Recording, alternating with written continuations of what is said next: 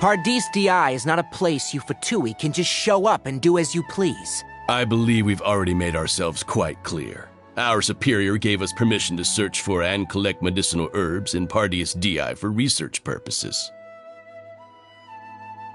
But you've been in Sumeru for some time already. I find it coincidental that you chose to only come here today. Even the Grand Sage himself may not have the right to question our research, much less an ordinary scholar like yourself. I've done my duty to inform you. Don't make things difficult for yourself. It would seem that my words have fallen on deaf ears. You can keep trying to deny it, but coming to Paradis DI now, I'm pretty sure you're not just looking for herbs. With all due respect, your baseless speculations will only lead to unnecessary trouble. Well, you only have your Harbinger to blame. He knows nothing about keeping a low profile. I may be staying at Paradis DI as a scholar, but that doesn't mean I'm no longer a forest watcher. It is still my duty to protect the peace and safety of the scholars who have contributed so much to Sumeru. Then it seems our conversation has hit an impasse. No one will lay a hand on you, Hypatia. Not on my watch. Hinari! Are you alright? I'm fine. These Fatui have really crossed the line. Time to teach them a lesson. Yeah! Ta! Ha! Yeah! Ha! Ha! My apologies! Yeah! Huh! Hi! Ta! Ta! Yeah! Yeah! Yeah! Ha! Toxifying heat! Take flight! You need a hurry up. Collect myself. This was well done.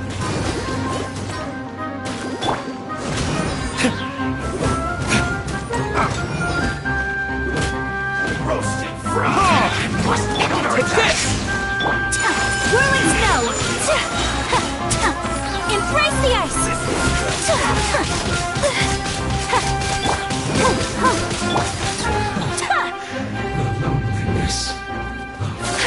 You need a hurry Take up. flight! Roasted fried. Let the show begin. Fuel thought. Yeah! There's no use resisting! Give us Hypatia! Keep dreaming. Yeah, Hinari! Beat him up!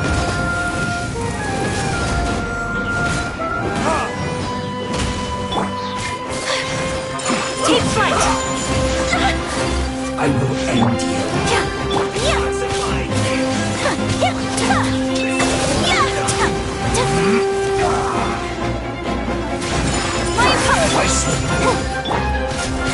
Kami-santo art! Excellenza!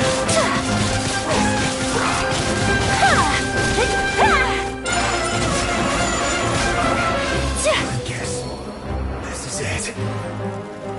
This one's well done. Yeah, I'll protect us. Unfortunate fault. Take flight!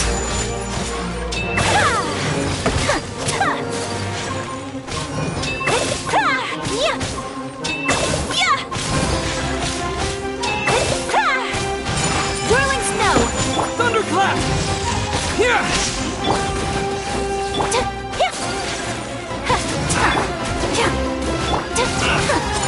The doctor's orders are absolute! Yeah? You've been someone's lapdog for so long that you don't know anything else now!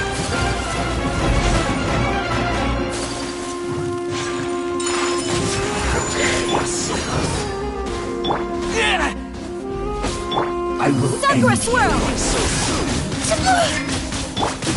Let the show begin. Yeah. Take flight. Ready, steady, go! Yeah.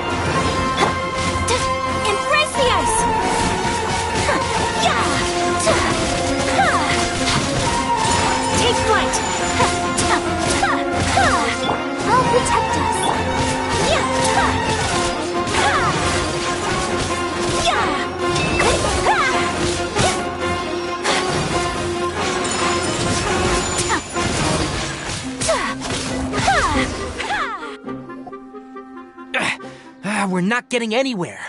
Traveler, Paimon, please go to Hypatia. We need to make sure they don't try to sneak around and attack from behind. Got it! Hypatia's still here. Doesn't look like anyone's broken in.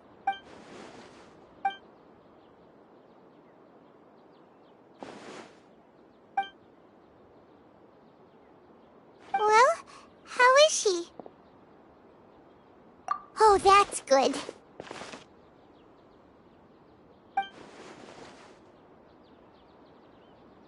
So, you think this is over?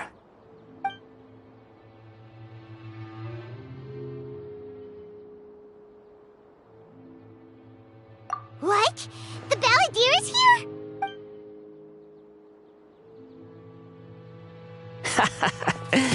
I've missed that look of abject horror. You've given me that look every time we meet. But, where is he?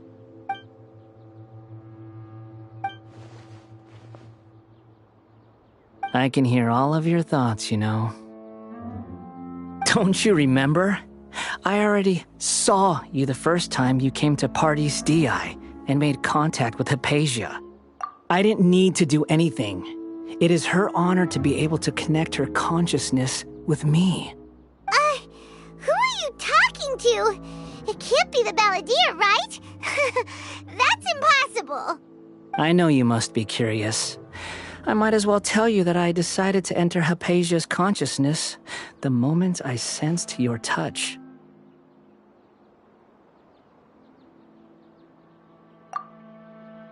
I wanted to observe you on a fool's errand. Hey, Traveler! What are you doing? My deification is nearly complete. All that's left now are just some final details. Do you understand? Even if you manage to rescue Lesser Lord Kusanali, it will be impossible for you to defeat a bona fide god like me. Is it wise to force that childlike god into a divine battle against me? Scholars consider the God of Wisdom to be the sum total of their faith. It's how they can justify reverence for a god as they construct it. But this also shows that humanity's worship of gods is a combination of blasphemy and exaltation. It's truly laughable. Yes. What is it? Yeah, I'm in a good mood, which is why I'm talking to you like this. What do you mean?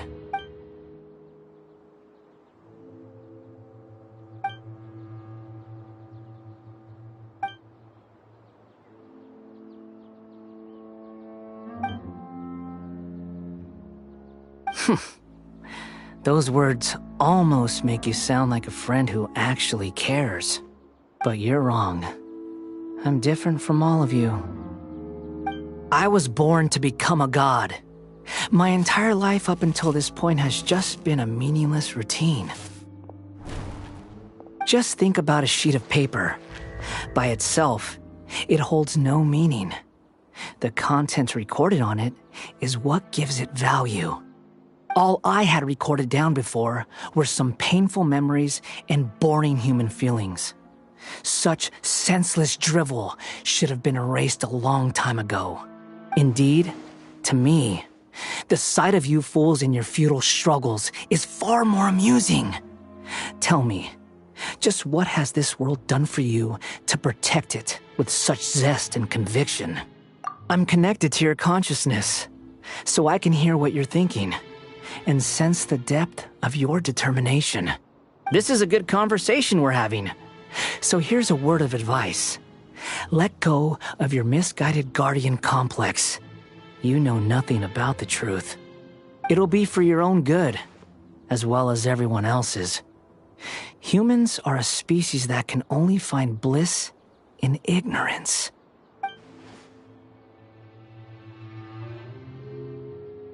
Ah, you've seen my affection for her. If you were in my position, I think you'd feel the same way. She peered into my consciousness, and saw my past. Someone like that is qualified to become my first follower. All gods need followers. So Hypatia has been chosen. Her appearance heralds my imminent arrival at the throne of divinity, while her worship shall become my glory. You're doubting me again? No matter. Soon, you'll know what kind of authority you're challenging. Who wants to hurt my devout follower?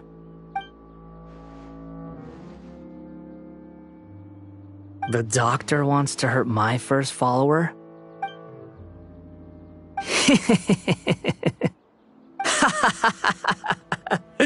How very amusing. Has anyone ever told you that you're not good at sowing discord? The doctor has never known his place. Even now, the puny human thinks himself capable of interfering in the business of the new god. You're still too naive if you think a few words will be enough to convince me to destroy the doctor. But I'm willing to give you a gift, just like my expression of affection towards Hypatia. It is an honor for you to be able to stand here and speak with me. As my listener, you will be rewarded. Both good things and bad things can be called gifts. After all, gods have never needed to be reasonable. Ah! Paimon hears thunder! That person Paimon couldn't see was the Balladeer? Oh, he sure chatted with you for a while.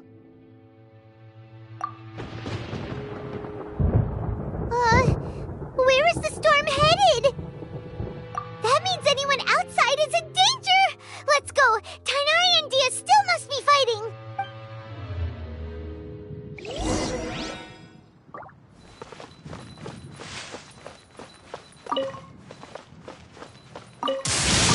Her Excellency, what is she trying to communicate?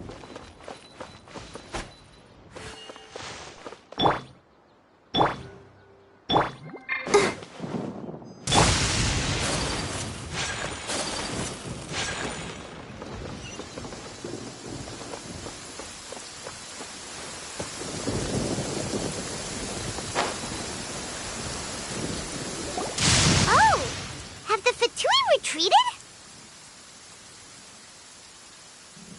Hey, what happened to you? He's hurt.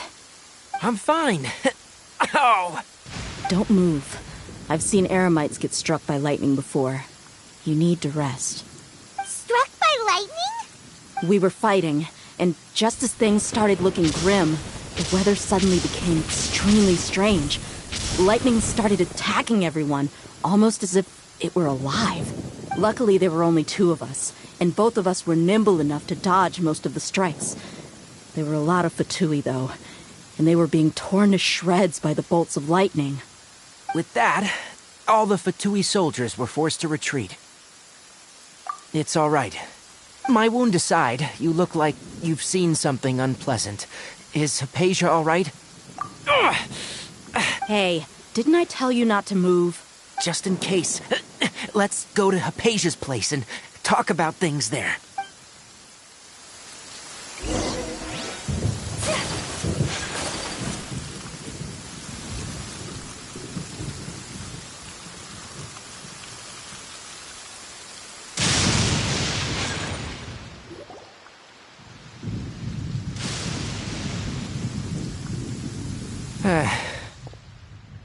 Thank goodness she's fine. Hey, how about taking care of yourself first? I understand my condition. The wound is not fatal. I'll be all right. Ugh. The more you understand medicine, the worse of a patient you become. I know. They always think they can push through the pain. Oh, he sat down. Let me rest for a bit. Sorry, traveler. Now you may start.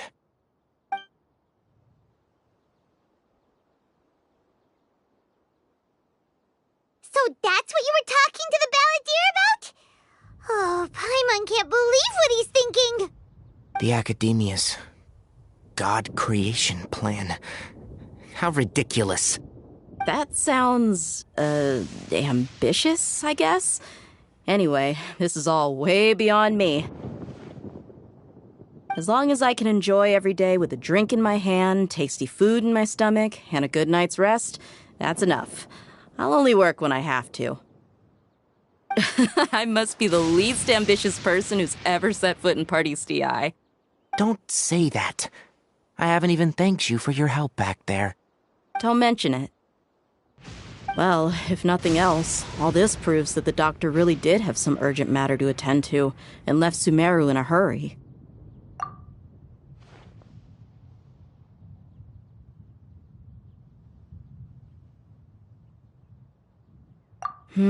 Maybe the Fatui want to cover up some secret of the Balladeer. Is that why they tried to seize Hypatia? You said the Balladeer claimed that Hypatia has seen his past. So, what could be there? Have you noticed? The Balladeer is not happy with the doctor's actions. He thinks the doctor has no right to consider himself as his equal. So, if the doctor was to show up again, would the Balladeer zap him with lightning? Based on what the Traveler has said, I think he would. Having the doctor gone benefits him as well as us. In other words, we've successfully completed this stage of the plan. The doctor is out of the picture now. Yay! That's a big accomplishment! I'm also happy for you. Thank you for the help, Tainari. Make sure you rest up for now. Yeah, all right. Okay, that wraps things up for us here at Party's DI. Traveler, it's about time we rendezvous with the others at the Grand Bazaar. Let's continue to keep a low profile. You can head there once you're ready.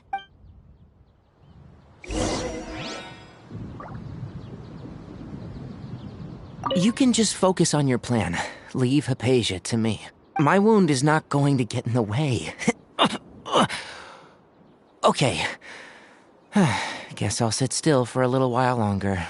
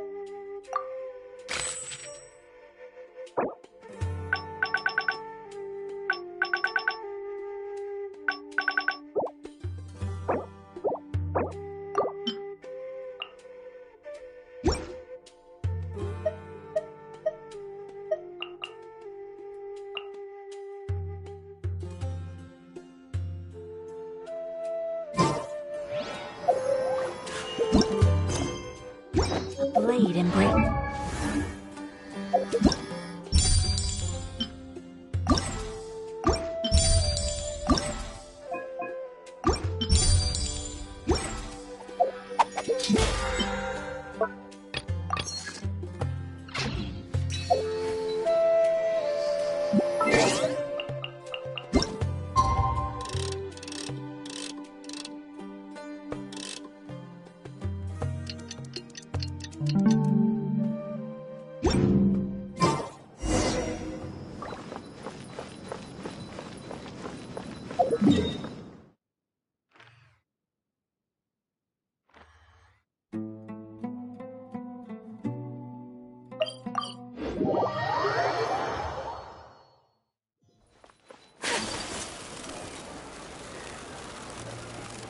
Ad Astra.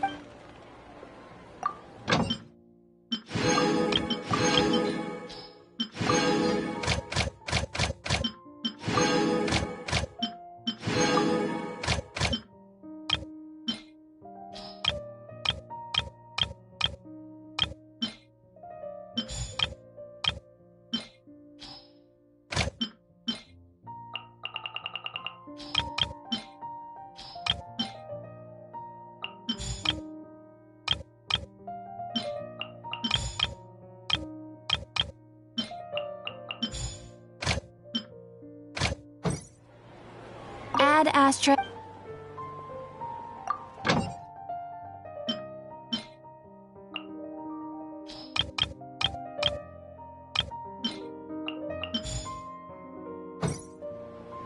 Ad Astra.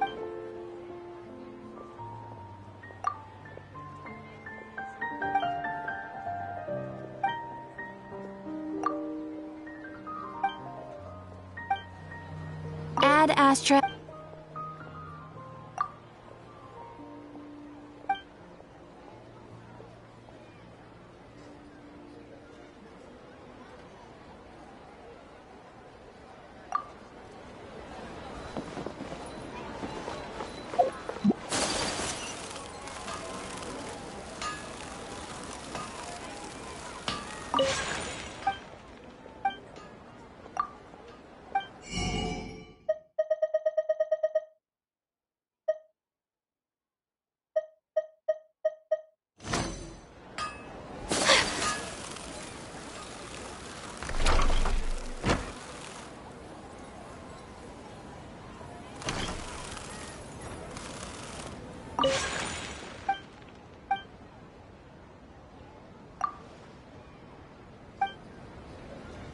My apologies.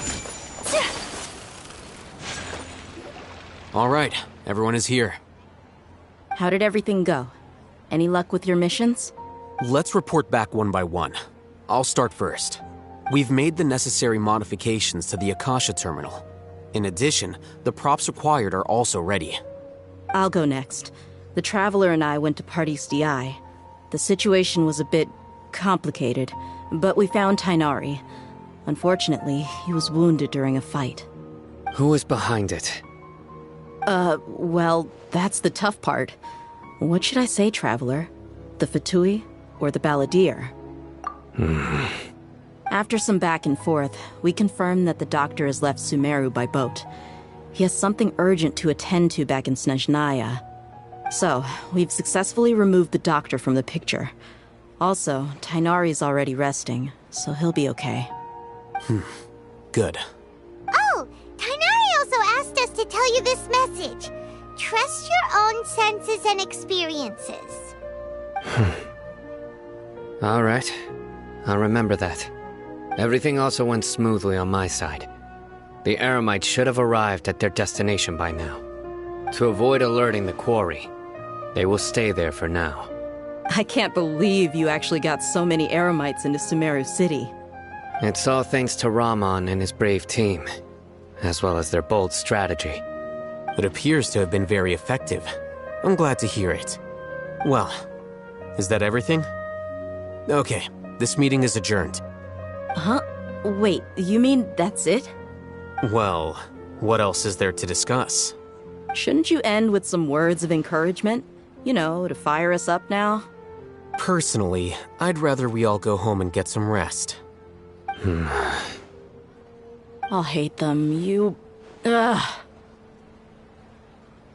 Oh, and if you wanted someone to say something to that effect, then I must reiterate that I'm here to strategize and not to lead. So you should find someone more suitable to do that. But I thought all of you academia big shots were great speakers. Then I should remind you that I'm the scribe. I know that. So what? A scribe is responsible for recording meetings, not speaking. Fine, whatever. Well, Sino doesn't seem to be much of a talker either. I guess that leaves it to my employer. Employer? Yep, the Traveler hired me. That's right. So come on, boss. What do you have to say for the team? Yeah, say something to boost morale. Huh? What are you all doing here? everyone. I'm not disturbing you, am I? Not at all. I was actually just about to go find you.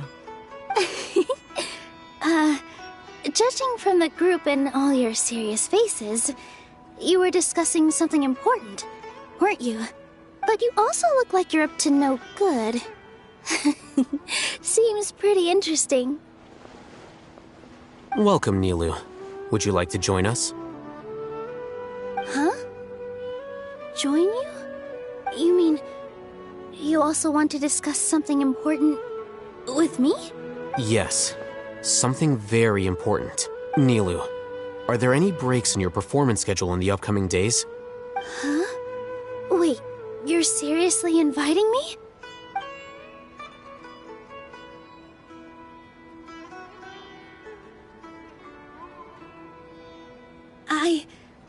I can't believe my ears.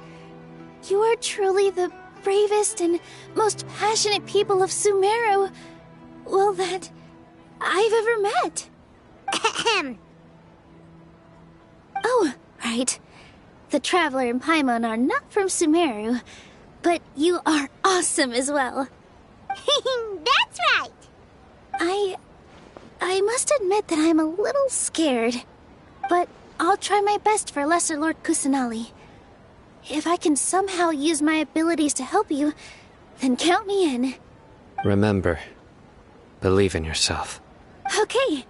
I'll get my friends at the Grand Bazaar to help us tomorrow. Just remember not to say too much. Be discreet. Yep, you got it. All the preparations are done.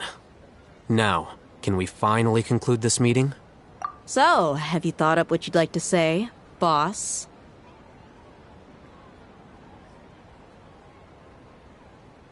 Yep. It's a grand plan and we're all super awesome.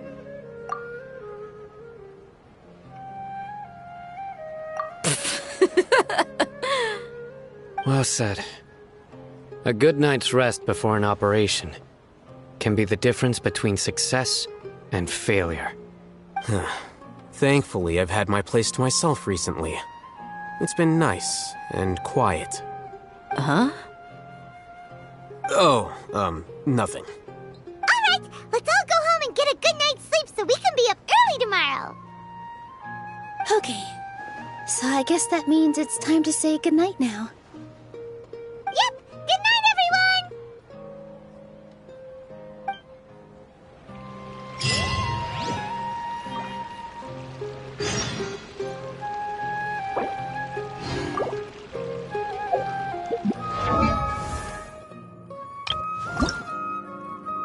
I wonder when I'll be as tall as my...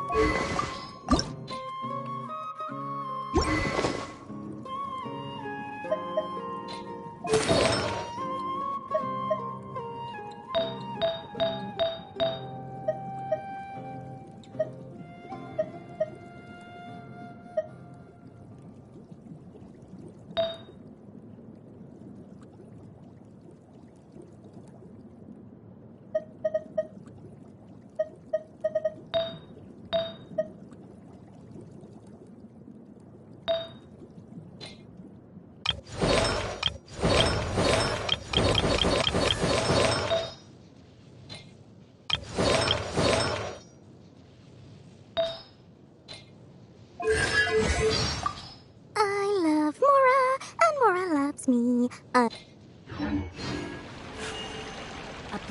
Whirling snow!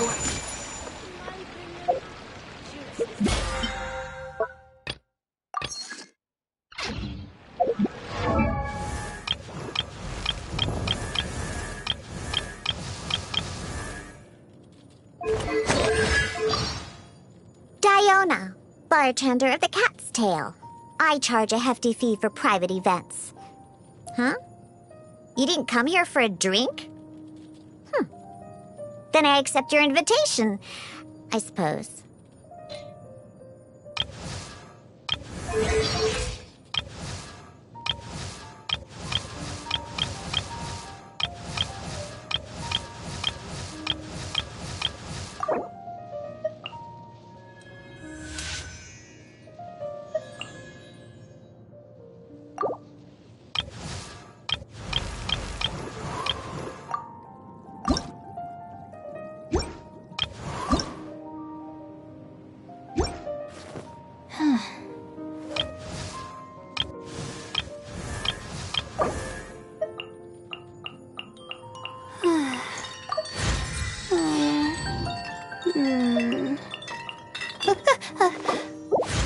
Okay.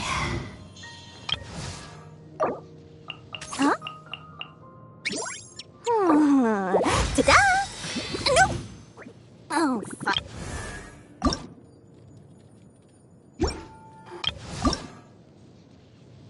Huh? Does this mean you're investing in me?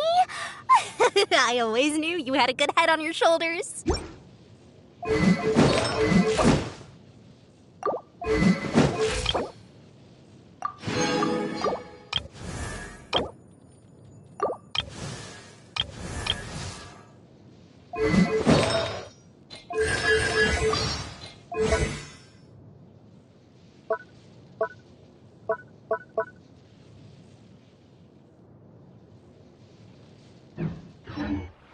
A blade is like a tea leaf.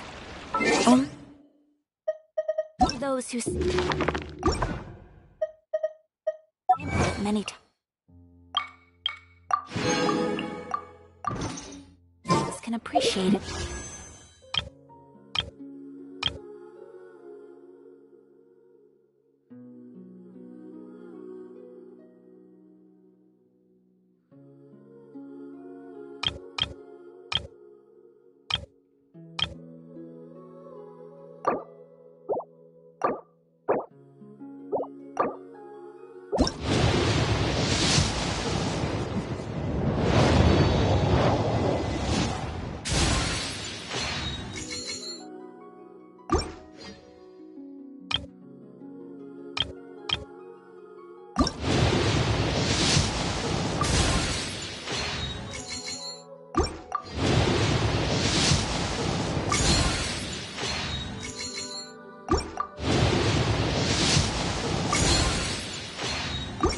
Qualities.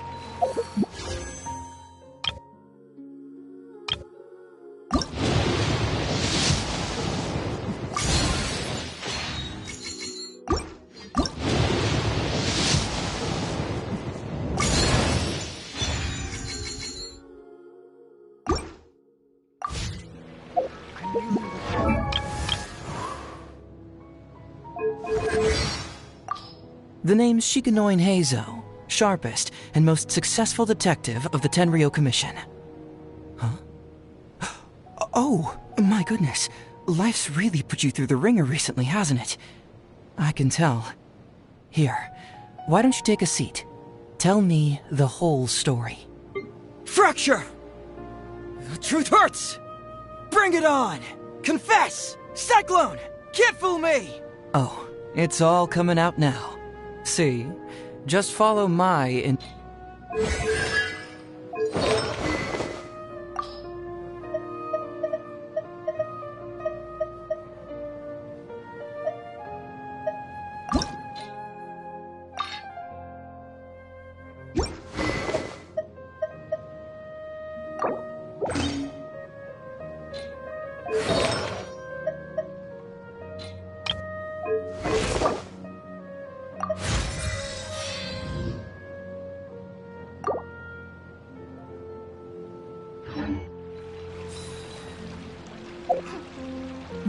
Dad, let me learn to dance.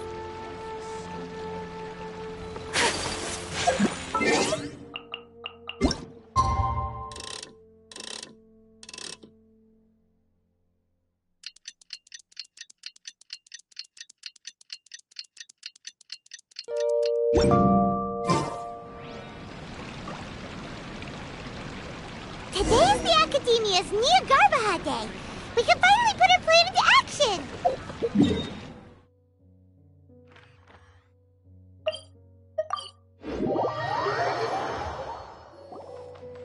Hello, you two. Sleep well? Not really. Paimon got too nervous thinking about today and didn't fall asleep until the sun was almost up. What about you all, Hatham? Naturally, I slept just fine. After all, a good rest should be considered part of the plan, since energy is an important resource.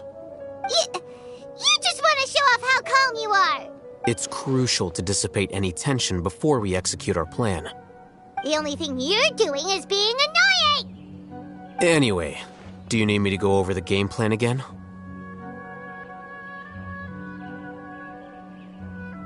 Our target is Grand Sage Azar's office. Everyone in the Academia knows that's where the Grand Sage's console is. Only they can operate it. Many restricted commands and operations are executed via that console. I'm sure that console has a way to free Lesser Lord Kusanali.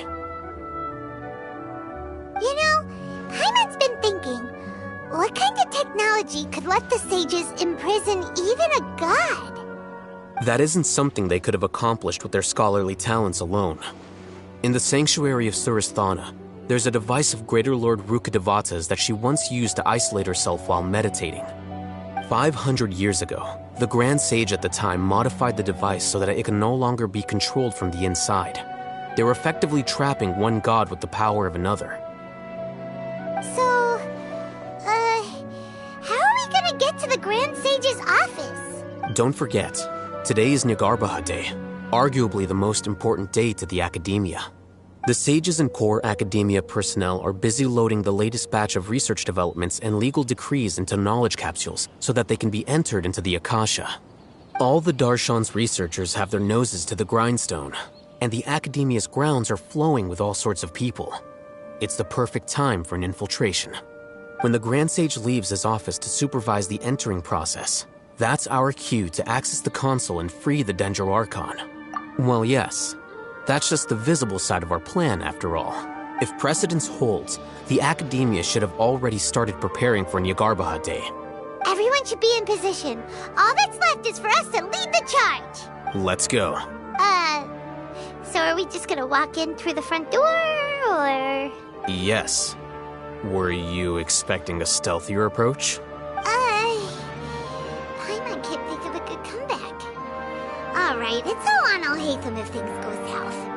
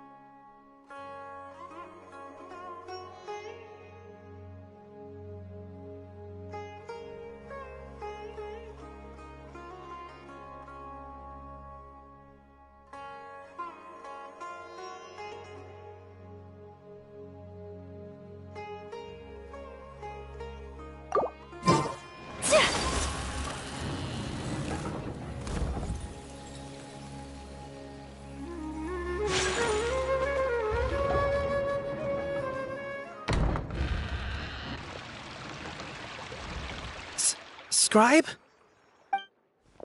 Please, wait. Are you Scribe Alhaitham? That's me. Is something the matter? I'm in a hurry. No. I was just surprised to see you here. I had heard that the sages were looking for you not long ago, but I didn't know what for. And, also, please don't bring outside guests into the academia. Outside guests? How did you arrive at such a conclusion? Your groundless inference shames the Haravatat Darshan. What did you say? I'm the top student in Haravatat, and I earned 3rd place at the last Inter-Darshan debate. Don't look down on me! That wasn't my intention. As your Haravatat senior, I just assumed that you possessed a greater aptitude for critical thinking. Look, based on what you already know, the purpose of my return and the reason they're here should be obvious. Is that so? Wait a moment. Let me think. Don't tell me the answer. The sages search for you. A blonde-haired traveler. Outside guests. So, from the start, the sages weren't looking for you, but this traveler? And you were gone from the academia for so long because... Hey, shh. Yes, you've proven yourself as the top student in Haravatat. I surmise you've arrived at the correct conclusion. As I expected. Please, forgive me. I wasn't thinking clearly just now. Thank you for getting me back on track. It's nothing. We'll be on our way then. All right. Thank you for your contributions to the academia, Scribe.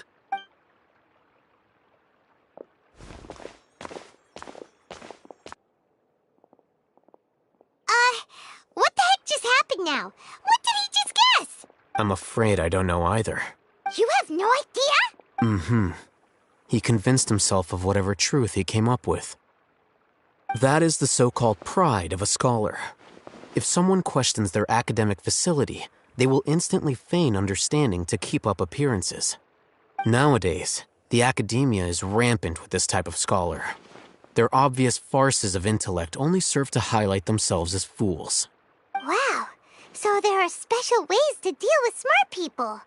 We don't even need to make up our own excuses. We shouldn't waste any more time. It would be problematic if we missed our window of opportunity. Let's go.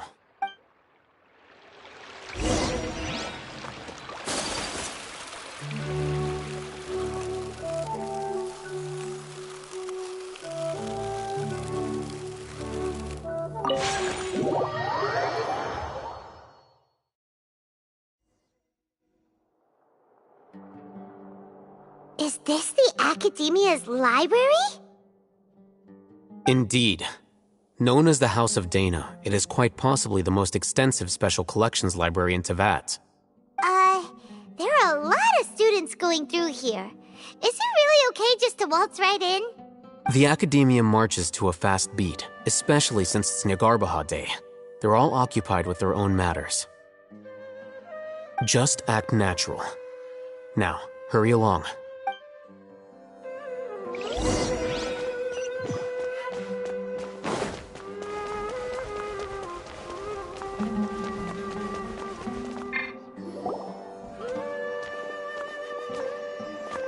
What's this platform for?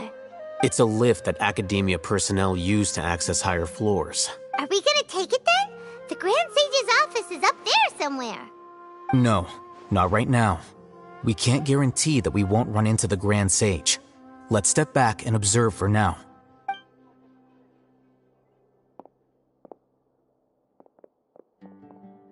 You think the Grand Sage will exit from there? And after he does, we'd sneak past him? Oh, Paimon thinks that's really dangerous. Who knows?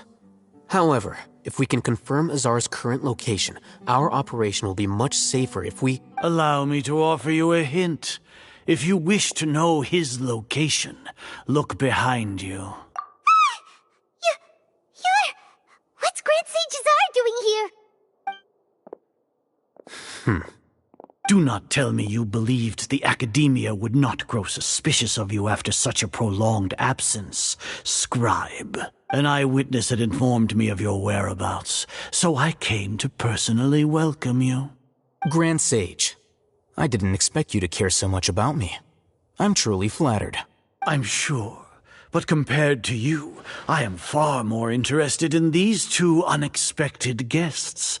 You are the Traveler and Paimon, correct? It's a pity that only now have I been afforded the opportunity to formally meet two of Sumeru's most esteemed guests. I do apologize for my lack of decorum. Excellent. You immediately initiated discussion instead of attempting to prepare some perfunctory excuse. You clearly understand the situation at hand, and have no intention of making a reckless stand. The foot traffic here renders this place unsuitable for discussion. Please, follow me to my office.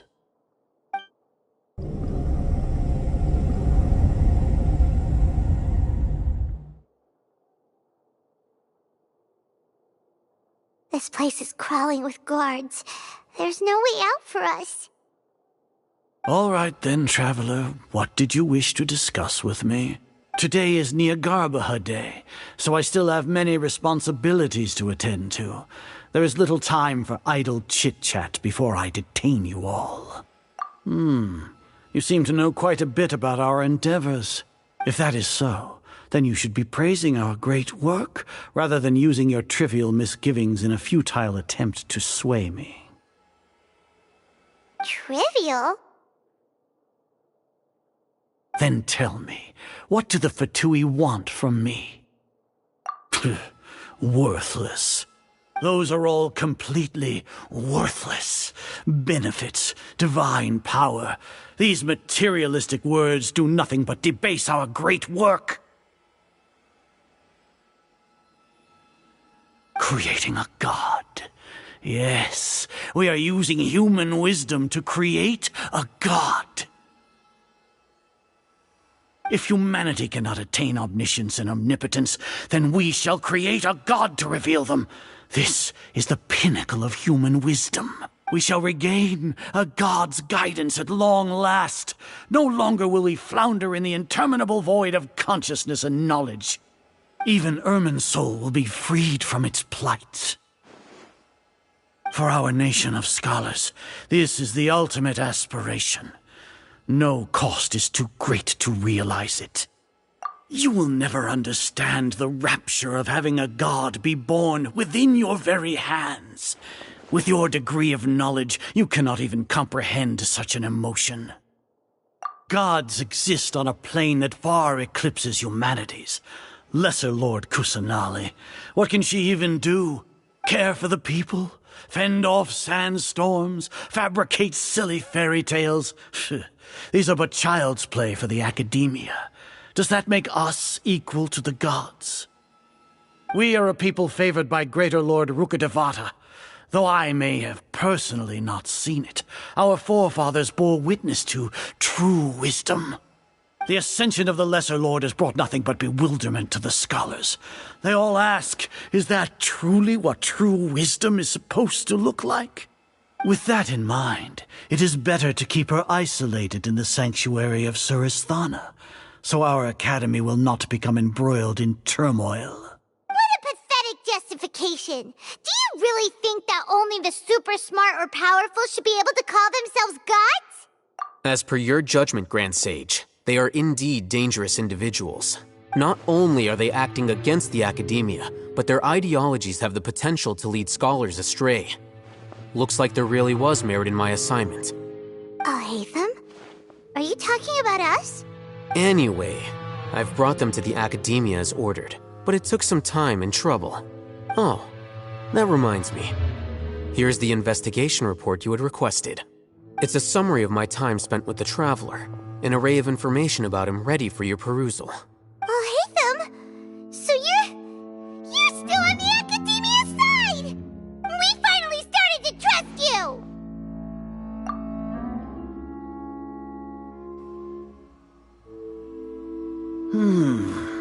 Excellent.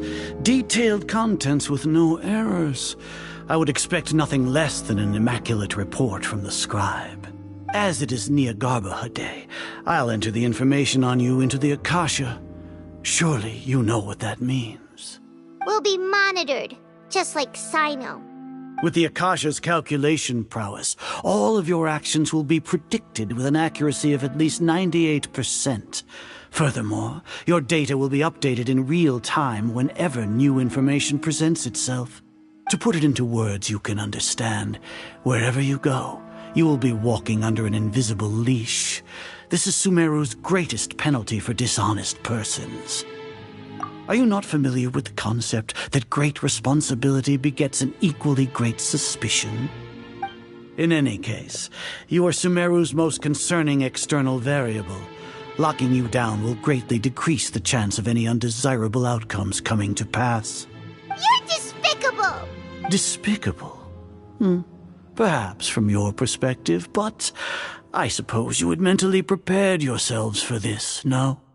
Your ploy was to sacrifice the traveler here, was it not? Lord Azar, I know what you're trying to say, but I've been following your plan this entire time. Why are you doubting me at this juncture? Must I delineate your entire plan? Very well, I will spell things out. First off, I received an eyewitness report that you were spotted with the traveler at Caravan Ribat. However, you immediately departed for the desert and escaped surveillance range. Judging by the time, you all likely encountered the truant General Mahamatra in the desert. Am I correct? Maybe Paimon shouldn't have mentioned Sino just now. The Academia had not received correspondence from its scribe for a prolonged time. You were also in the company of the Traveler, a close associate of Lesser Lord Kusanali and General Mahamatra Sino, who had defected from the Academia. With their instigation, what was the probability that you would betray the Academia? Rationally speaking, 50%? 70%? What do you think? Regardless, that's only a guess. The facts are that I've brought the Traveler right before you, and I gave you my report. Indeed, your boldness deserves praise. To think that despite status as an outlander, the Traveler is still willing to sacrifice for the sake of your plan. If I'm correct, you have a contingency plan to save Lesser Lord Kusanali and ruin our great work. Sneak into the Academia on Nia Garbaha Day, using Alhaitham's status as the scribe.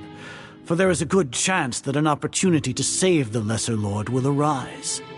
Should your intentions be discovered, Alhaitham will turn traitor and sacrifice the Traveler, thus proving his innocence.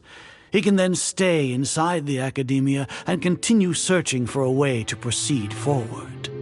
As for Sino, according to the Akasha's calculations, he will soon return to the Academia and confront me in person. I suppose this is also a part of your plan? You'll see me as a traitor regardless of what I say, no?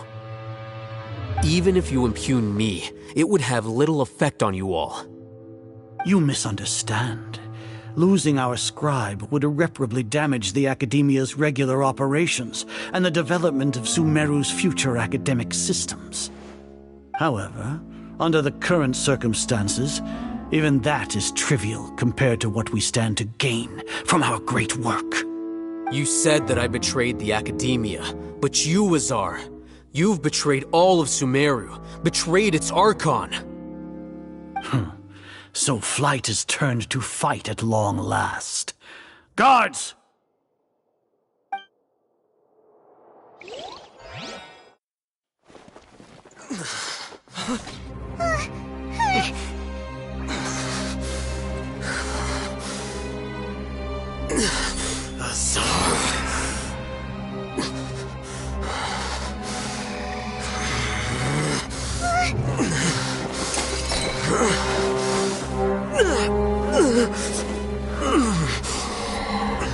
Well, what do we have here?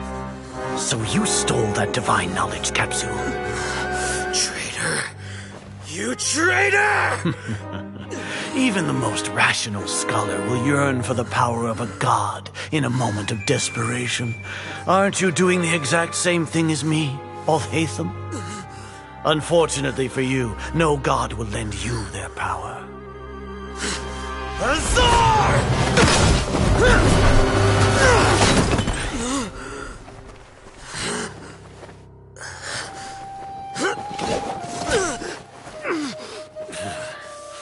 He has gone completely insane.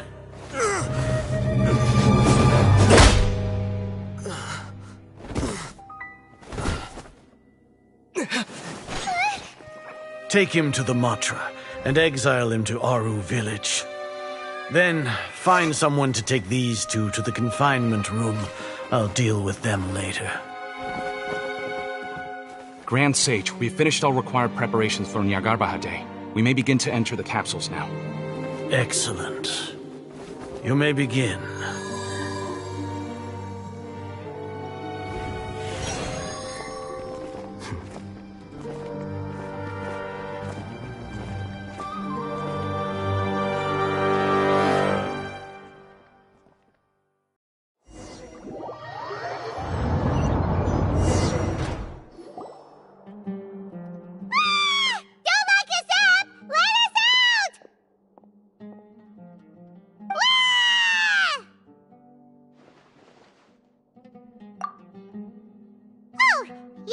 Paimon got a bit carried away there. How was Paimon's acting just now? Great, huh? Everything's going according to plan so far. We made it into confinement, and Alhaitham's probably done with his part too. We even managed to trick Grand Sage Azar. Alhaitham sure knows how to cook up a plan. What are we doing next? Paimon has trouble remembering things when she's worked up. Right. Paimon thinks it went something like this. Apart from that, we still have yet another goal in the first stage of our operation, which is to send the Traveler to the confinement room. What? Why do we want to get him locked up on purpose? He's always been the person the sages are most afraid of, as well as the greatest obstacle to their successful implementation of their plan. They are very aware of the risk he poses to them. Once the Traveler is imprisoned, the sages will likely think that everything is under control. And with their guard down, the next phase of our plan will have a much higher chance of success. I can already see the pompous looks on their faces. Oh, that's a super tricky plan. But Paimon still thinks it's not really worth it. That isn't the only reason, of course. He has a more important task once he's in confinement. According to the Academia scholars in Ramon's custody, Lesser Lord Kusanali has sealed off her consciousness in the Akasha ever since she was captured by the Doctor. That way, they can't pry any more information from her. Even if we break into the sanctuary of Surasthana, it will take time to awaken Lesser Lord Kusanali's consciousness. We need to do that in advance. So our job is to wake up Nahida! Okay, totally worth getting thrown in jail for. The confinement room is inside the Academia, close to the sanctuary of Surasthana. It's a completely enclosed space, and you won't be receiving any visitors. I'll work with Ramon's scholars to make some modifications to your Akasha terminal. Once you're in, get as close as you can to Lesser Lord Kusanali and try to connect to her consciousness. However, as for whether she'll actually wake up, that will depend on our luck.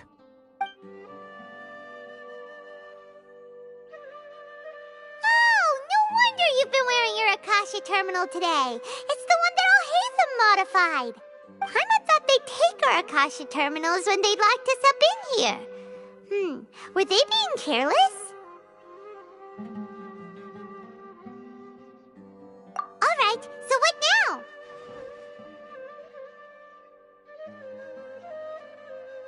Sounds easy enough. We can finally talk with Nahida after all this time. Let's do it. There's a light flashing on your Akasha terminal. It's almost like... the faster it blinks, the better the signal!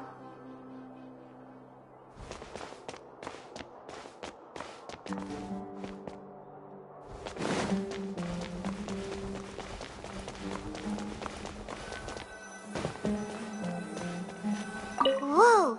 It's Mora! Ooh, Mora! No, Paimon, we're not here to hunt for treasure!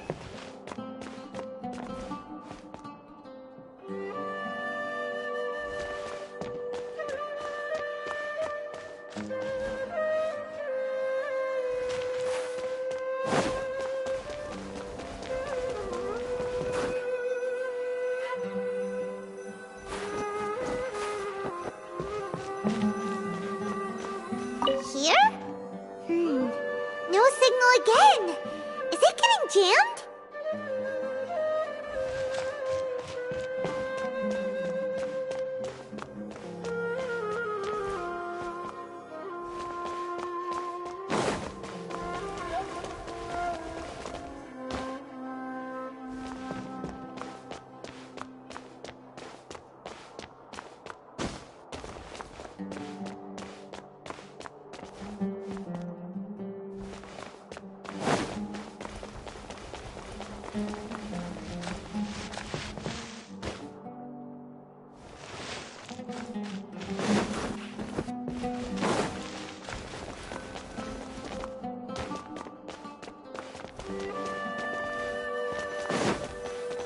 Here? No signal again! Is it getting jammed?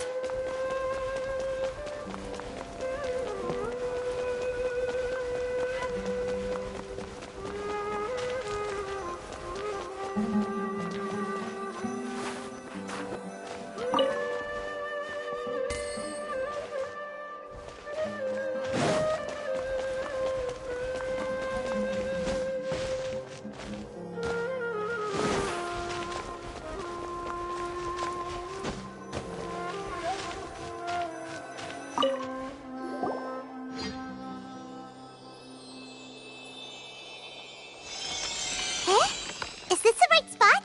Are you getting anything? Please work!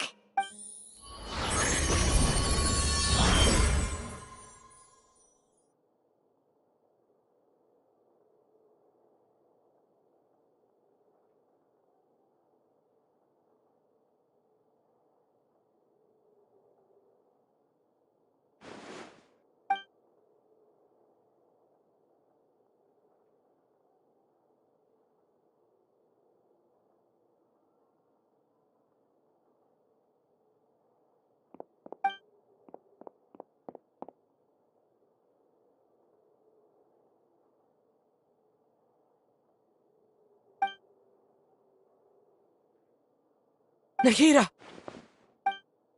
Hey, Nahida!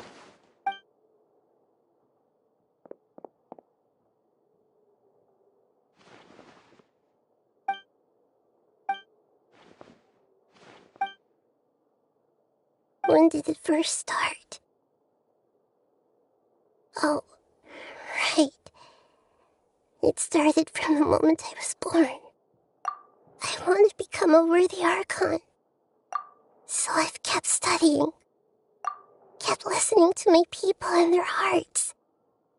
Kept looking for a way to save Irminsul. So I can catch up. Catch up to Greater Lord Rukkhadevata. But I'm stuck in the sanctuary of Surasthana. The sages are creating a god to replace me. And I'm forced to lock my consciousness in this boundless darkness. Nahida!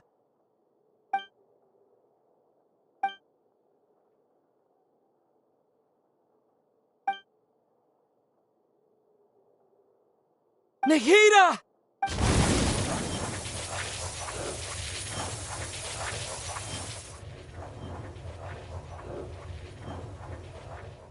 It's so quiet here. Now that I think of it, I don't think I've ever actually listened to my own inner voice. Do Archons have them? Should Archons have them? Have I been doing the right thing? Am I really not needed? How do I really feel about all of this? It's so quiet here. Since you're the god of wisdom, you've known the answers to all these questions since the very beginning, haven't you? Who are you? Whose voice is that? It sounds familiar. You're right, though. I won't ignore my own voice anymore.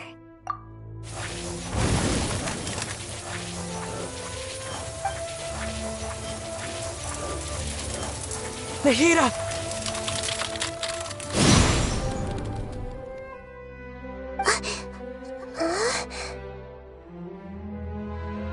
Nahida? Did you wake me up? Thank you. Why are you here? We're here to rescue you. Are you alright? I'm fine. It's just... when I think of everything that's happened to me, I feel really angry now. You should have been angry ages ago.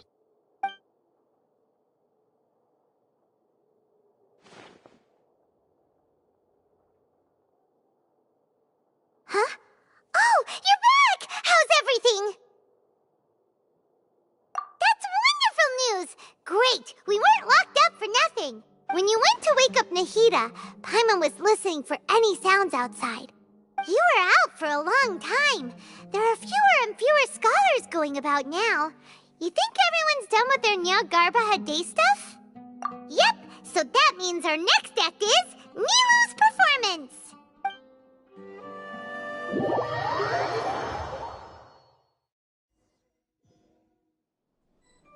Nilu, are you sure about this? You're taking such a great risk for them. I'm sure, and I'm going. You know that I don't like to pass up any opportunity to dance, and this one is especially important. All right. You seem to have a lot of trust in them, so I won't say more on the subject. But if anything happens, the few of us here may not be able to help you. Don't worry. They've been through worse. Everything's going to be fine. All right. You know, if you really do get arrested, we'll do everything we can to get you back. Be careful, even if it's only for our sakes. Thanks, Mr. Zubair. You're so very kind.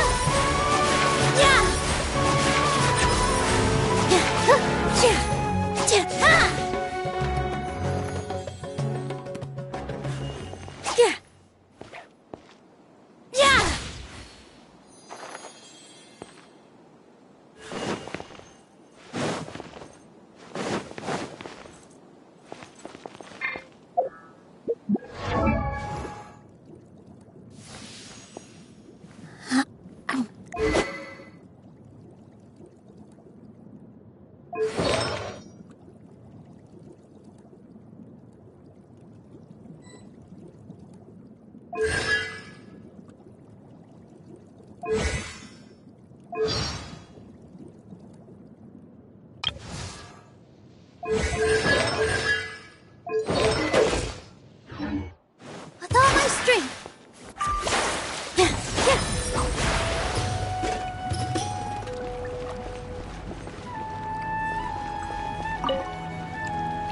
Always remember that your safety comes first.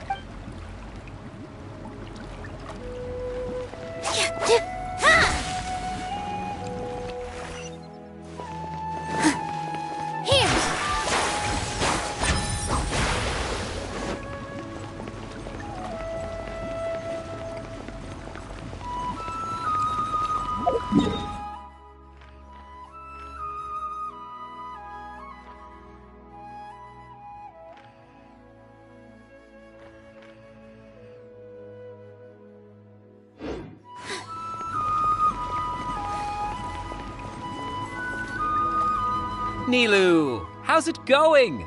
Nervous? Definitely more than usual. But it's because I'm worried I won't dance well enough. It's okay. Just focus on your performance. We'll take care of everything else. You sure know how to talk. Taking all the credit, even though we came here together to help out. Well, thank you both. I'll have to treat you to a meal after all this ends. I really, really appreciate all of your help. Ooh, that sounds great. Huh. How can we say no to that? All right, let's get back to business. Nilu, we'll be here to keep people from going to the academia so they don't interrupt your performance. I was planning on telling them something like, the Academia's been conducting a weird experiment, and some of their test subjects escaped. It's really dangerous there, so stay away.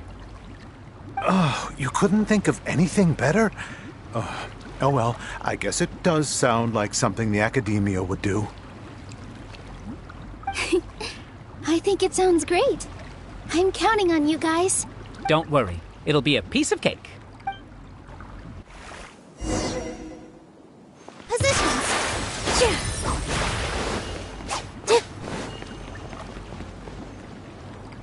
Hey, Nilu! Sorry, it's great to see you, but I'm really busy right now. Our Bait People Away with Yalda Candies plan is working beautifully. Do you want some candy? We have more than we can give out. Vihar, thank you so much for doing all of this. And even dressed up as the Knight of Flowers, no less. I'll pass on the candy, though. I cut back on sweets in the period leading up to a performance, and I'm about to start one. You have a point. The stage is cleared and everything's ready, so you can start your performance at any time. Yeah, thanks to you. I'm really grateful. All right, time to hit the stage. You're welcome. The honor's all mine, since I'll have such a great view of the show.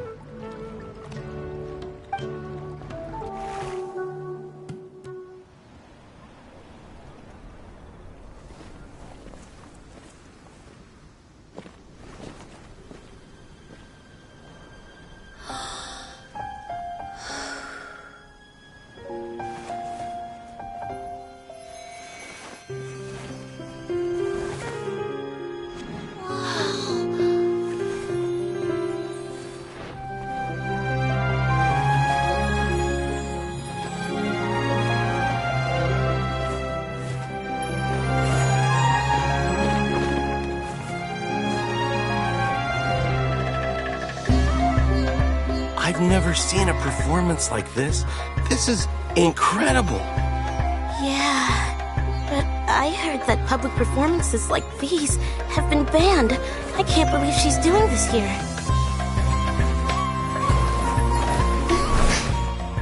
Grand Sage, there's some commotion outside. How uninteresting.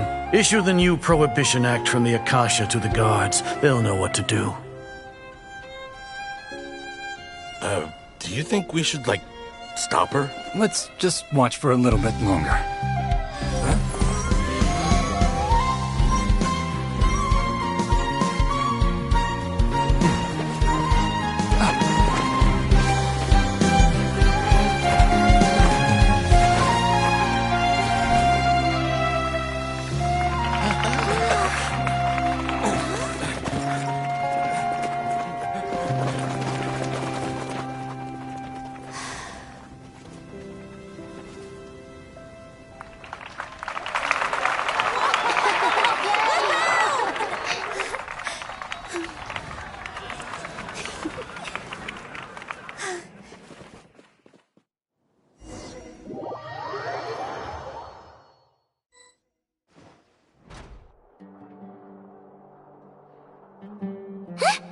Did you hear that?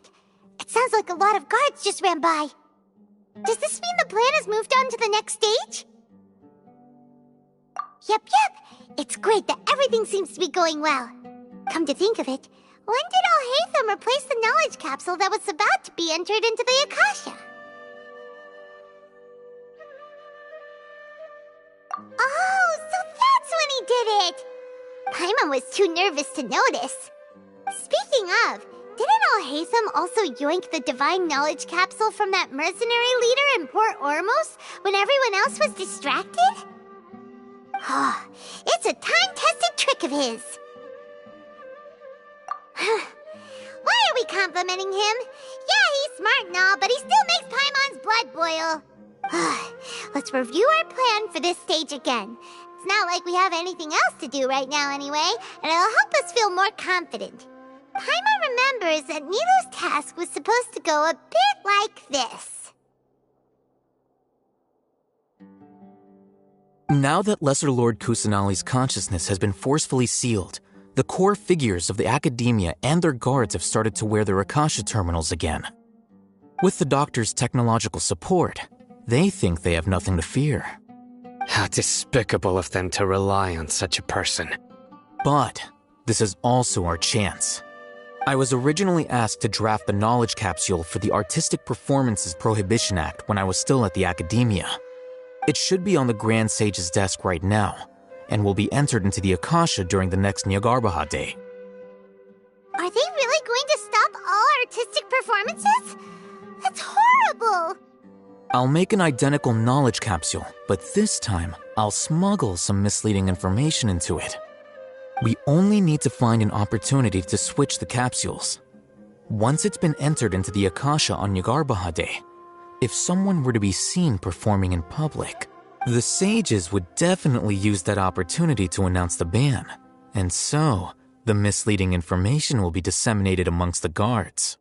Sure sounds complicated, but it seems like if everything goes well, we'll be able to get rid of all the guards in the Academia without any effort. That's pretty clever, getting right into their heads. I just have one question. Even if we manage to get the misleading info out to the guards, how can we be sure that they'll believe it? People who are used to relying on the Akasha become less inquisitive, and their ability to distinguish truth from misinformation is significantly reduced. They will view everything the Akasha releases to them as the unequivocal truth. The Akasha will turn humans into machines. I've seen it happen many times. Yikes. Good thing I didn't wear it for long when I was working in Sumeru City. At first, I thought it was a good thing, too. By the way, this plan still requires a performer, right? Do you have someone in mind? Nilu of Zubair Theater. I know her really well. We can trust her. I'm kinda hesitant to ask her to participate in a dangerous plan like this, but we can ask her in person. All right. After the guards in the Academia are gone, then it'll be time for me and my stowaway brothers to shine.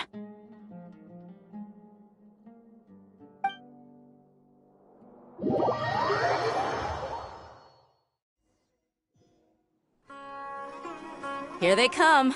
Did you see that, Raman? They came out from the Academia in droves. After laying low in the city for so long, this is the moment we've been waiting for. We couldn't do anything to them inside their coop, but outside the Academia, this is our hunting ground. With a lioness like you, the prey sure won't be able to run far. We still need to eliminate the guards as soon as possible. If we give the sages enough time to realize what's happening, the plan's doomed.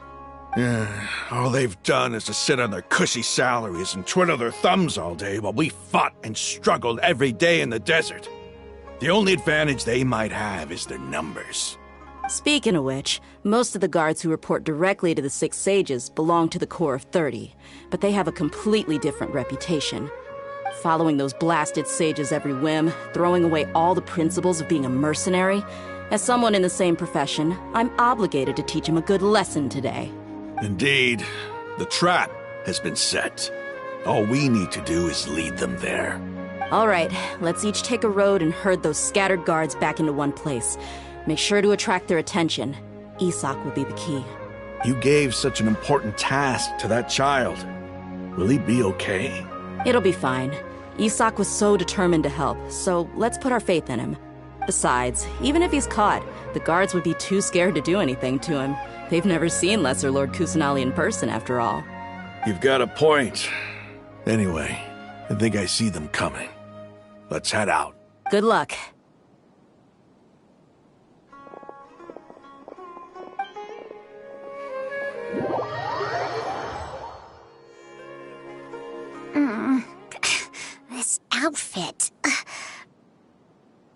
Hey, do you remember what you need to do, Isak? When the guards get here, you'll pretend to be Lesser Lord Kusanali and run away from them.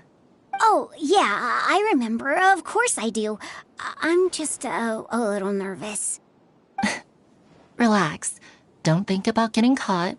Even if that happens, we won't leave you behind. You only need to think about getting the guards' attention and leading them to the Grand Bazaar. Leave the rest to us. Okay, got it. I'm here to pay back Lesser Lord Kusanali for helping Grandpa. I won't get cold feet. Hey, they're here. I can see the Academia guards. All right, it's time, Isak. Take a deep breath and go. You can do this.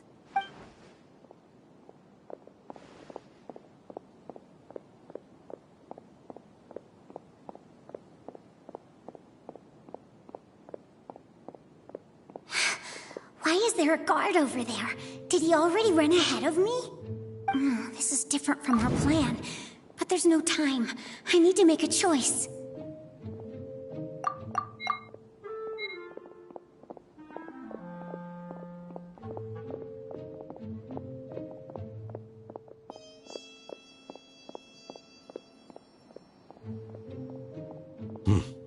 Let's have a look behind the house. What should I do next? Huh. Looks like nothing's here. A wasted time. Luckily, he didn't check behind the tree. What should I do next? The guard looks alert. What should I do next? Hey, stop! I saw you. Don't try to run.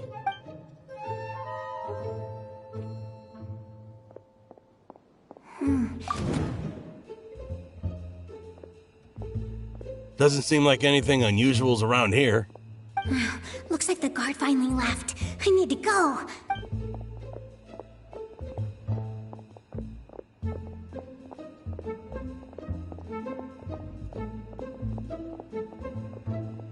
Hey! Lesser Lord Kusanali is over there! Stop! What? Lesser Lord Kusanali? How did I not notice that? They found me. This is bad. Where should I go? The target suspected to be Lesser Lord Kusanali has escaped into the Grand Bazaar. Assemble and arrest her!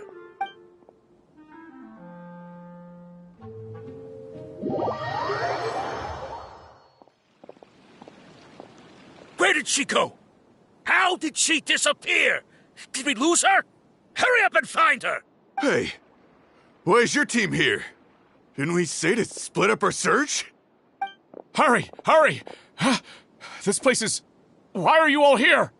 Yeah, isn't it one heck of a coincidence? Everybody's here. What on earth is going on? I suppose that's all of you? Who are you? Did you set us up? What are you planning? Phew, that was rough. I almost got caught. Little brat! So you're not actually Lesser Lord Kusanali. Who exactly are you all? Eremites from the desert? Just some colleagues. Think of this as a business competition, or a personal grudge. After stepping into our traps, stop thinking of yourselves as hunters. Behave like the prey you are.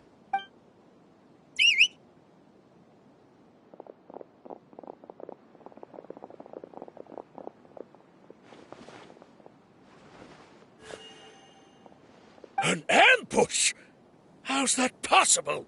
This is Sumeru City, but mercenaries from the desert somehow ambushed us! You've spent all your time hiding away in the Academia. This place has long since become our hunting ground. Brace yourselves!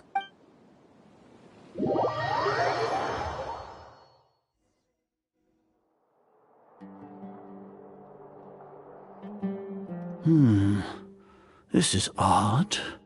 The Academia has quieted down after the conclusion of the Nyargarbaha Day ceremonies, but it's much quieter than usual. Where are the guards? Why have I not seen a single one? Guards? Guards! Grand Sage, how may I be of assistance? I called for the guards. Why did you come? My apologies, Grand Sage. Right now, all Academia guards have entered the city to perform the ordered arrest. I thought you knew. Arrest? Who is there to arrest? I have an ominous feeling. Arrest Lesser Lord Kusanali, right? Is that not what the order was? Lesser Lord Kusanali? You mean she has disappeared? Yes. I wouldn't dare make up something like that. Right now, everyone is in a panic, and many are saying that Lesser Lord Kusanali will take revenge on us. What happened? Just what is going on? Lesser Lord Kusanali somehow escaped? Was it Alhaitham and his party that freed her? That's impossible. The Academia is heavily guarded today, and any order to release Lesser Lord Kusanali would be strictly confidential. Besides, Alhaitham and the Traveler are already in our hands. What manner of trickery did they employ? How could Lesser Lord Kusanali disappear into thin air? Disappear? Wait. How was the arrest order distributed to the guards? It was issued by the Akasha earlier today. Only you have the authority to send messages like that, so I thought it was your order. Let me check.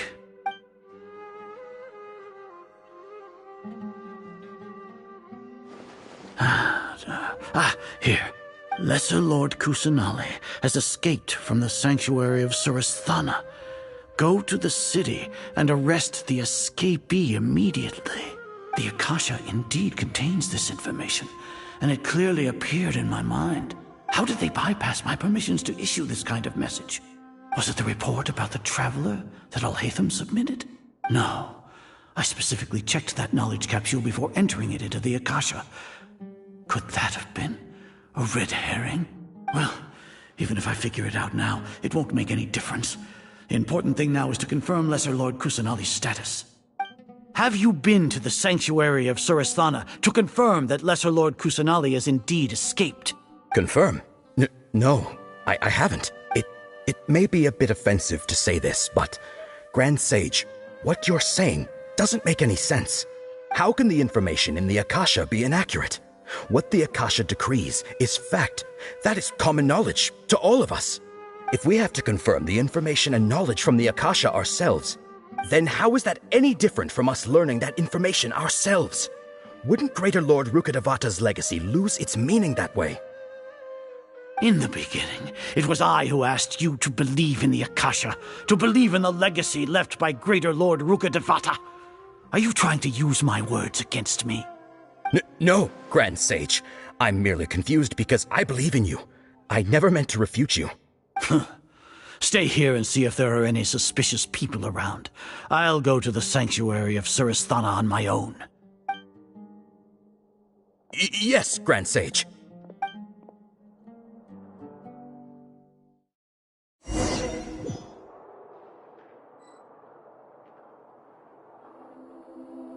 Lesser Lord Kusanali has escaped from the sanctuary of Surasthana. Go to the city and arrest the escapee immediately. How can that be? Stop thinking about it. Stop. It must be a trick of theirs. As long as I personally confirm it. Ah! Impossible. That's impossible. There must be something wrong with my eyes.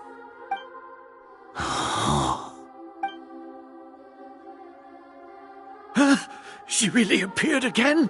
What is the meaning of this? What a comical sight, Azar.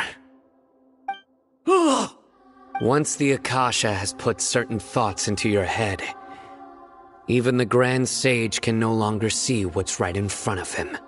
You all can only see the world in your mind, the one you think you know.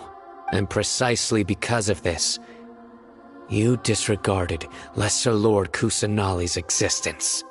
She has been a wise and worthy Archon. Sino, have you been waiting for a chance like this? The Akasha predicted that you would return to the Academia to confront me, but I didn't expect it to turn out like this. I was careless. No, you were blinded. Your faults stem from your reliance on the Akasha. You're still the same as always.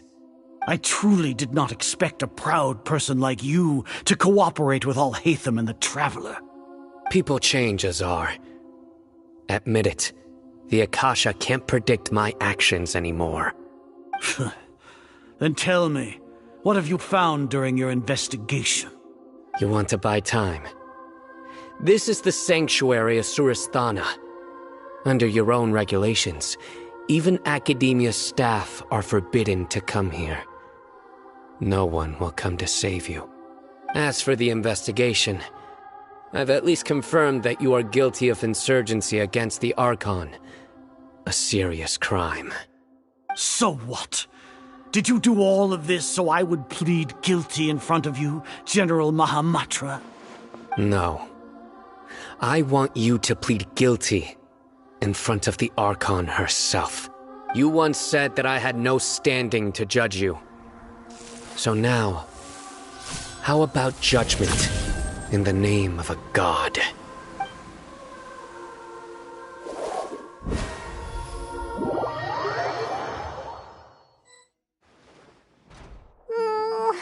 How long do we have to wait? Paimon wants to know how things are going out there. Paimon hasn't heard any sounds outside for a while. Hopefully something bad didn't happen.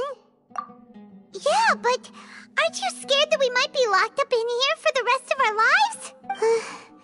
Thinking about it, at least when Paimon thinks of Nahida being imprisoned alone in the sanctuary of Surasthana, Paimon can't help but feel sorry for her.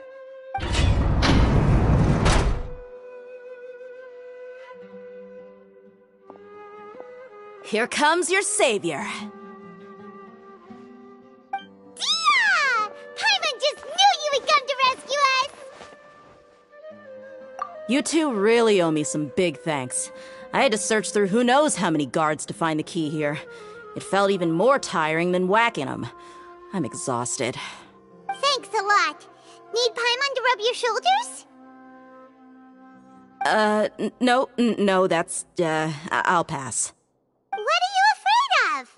Oh, are you ticklish? Now isn't the time to talk about being ticklish. Things in the city and on Sino's side are both going well. The guards that stormed out of the Academia are all taken care of. The Corps of 30 is in charge of the city's defenses, but we already talked to Asfand. They've been fed up with the sages bossing them around. As long as it doesn't break their employment contracts, they'll turn a blind eye. That's probably because you've been super great friends with them for a long time. So, how's Sino doing? The Grand Sage is in his custody. Even I know how terrible it is to fall into Sino's hands, so he probably does too. Sino forced him to release Lesser Lord Kusanali. He has no choice but to obey. So, hurry to the sanctuary of Surasthana. Assuming nothing weird happened, we should have already rescued our Archon. Honestly, I didn't expect our ragtag bunch to do this well. We just came together last minute to save the Archon, you know? Alright, you two better go. I still have to clean up some messes in the city. See you around.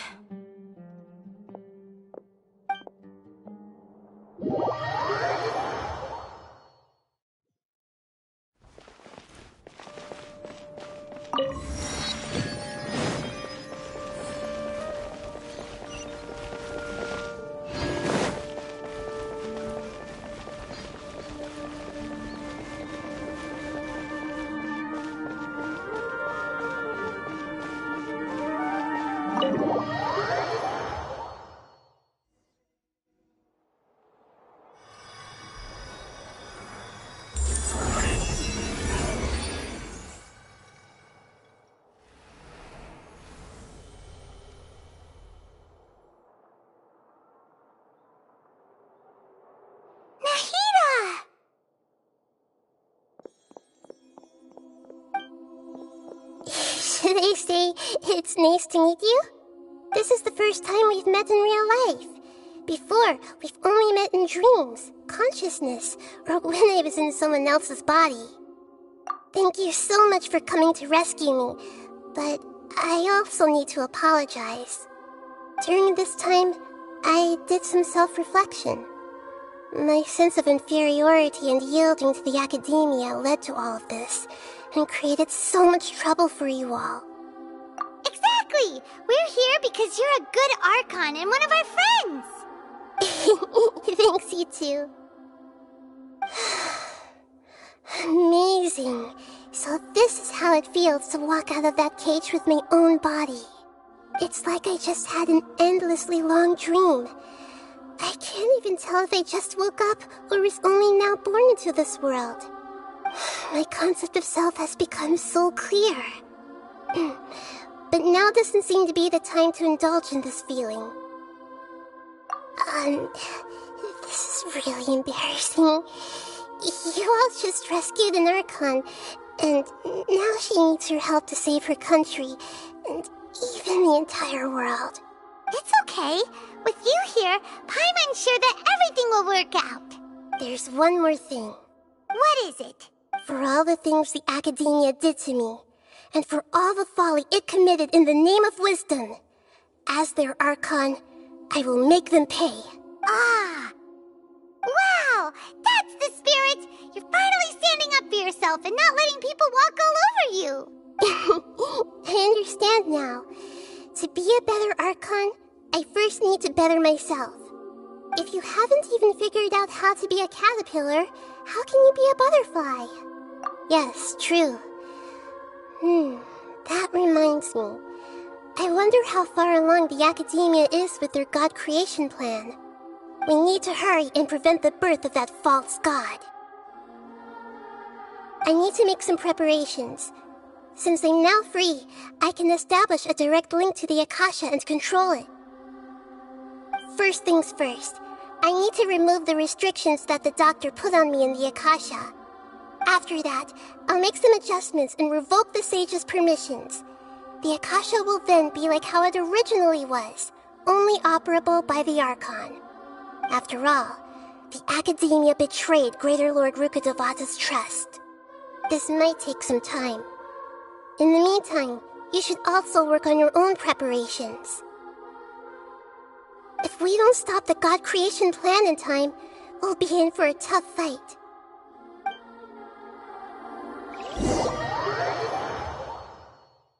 Might as well prepare for a fight. When we're done, we can take a walk around. After all, we missed out on a lot of stuff when we were locked up.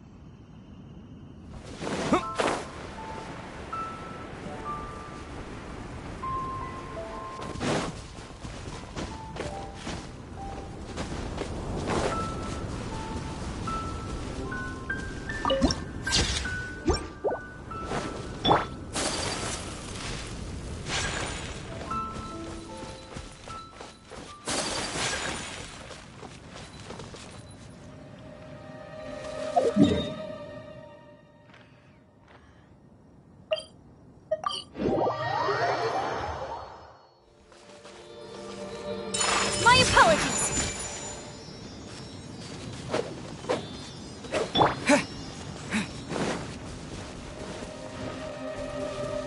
Take this!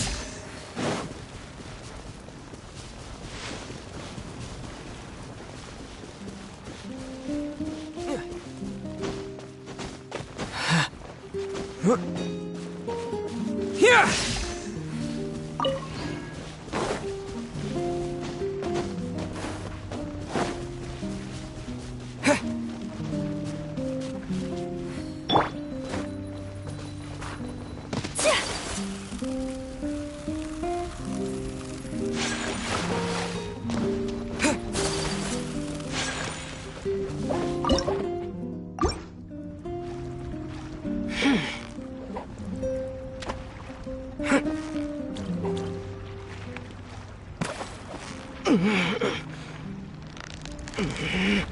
You've got it! You got it!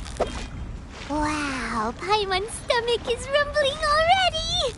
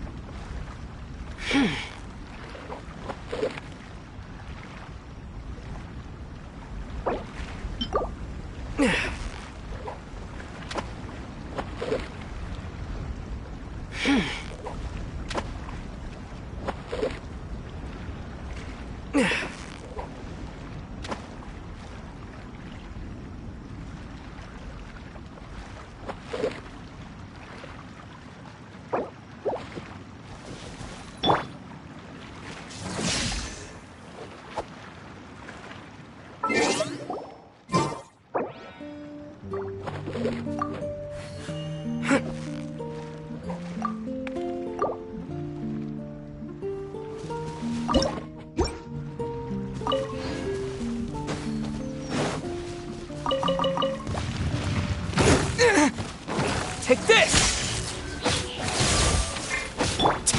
Take flight! Bellowing thunder!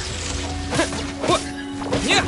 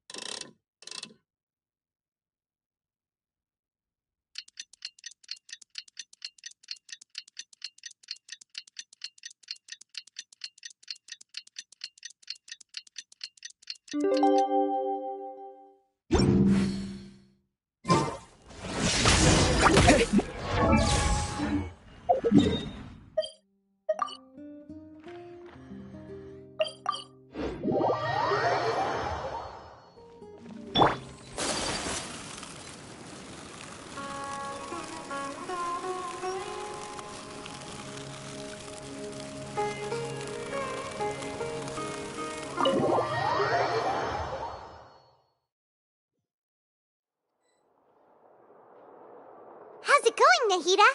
I'm done with the parts that needed my involvement to complete. Although it's my first time working with the Akasha like this, its internal structure and operation procedures are easy for me to understand.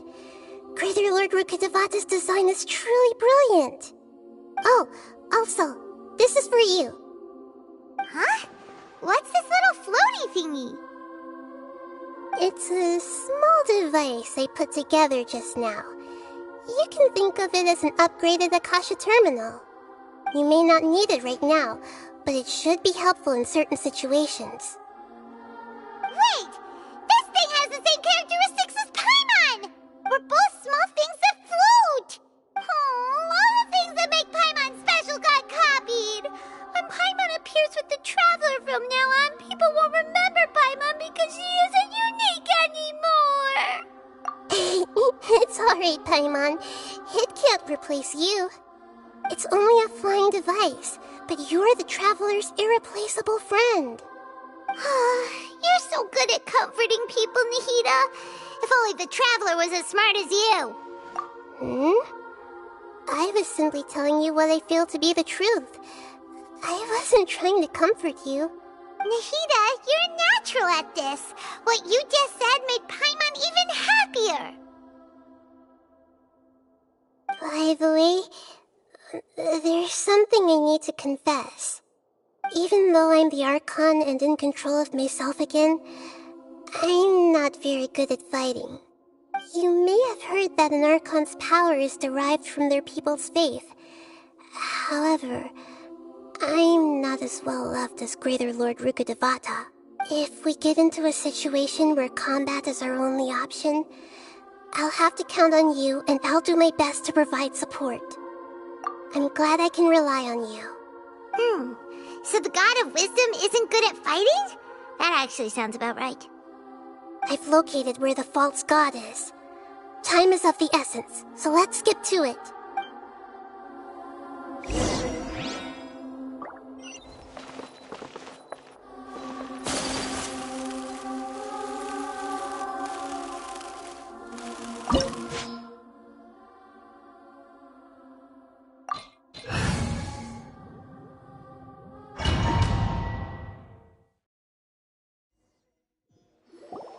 What is this place?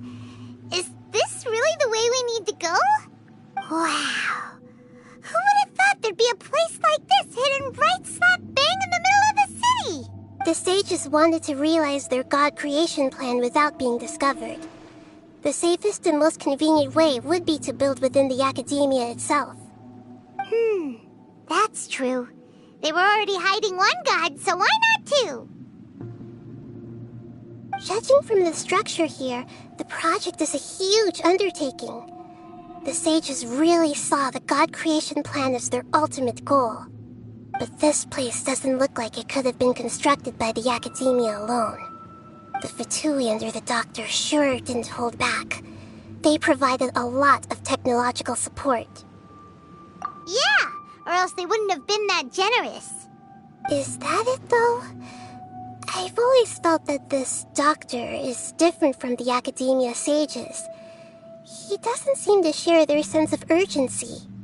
Instead of being interested in the end product, it's like he's enjoying the experimental process.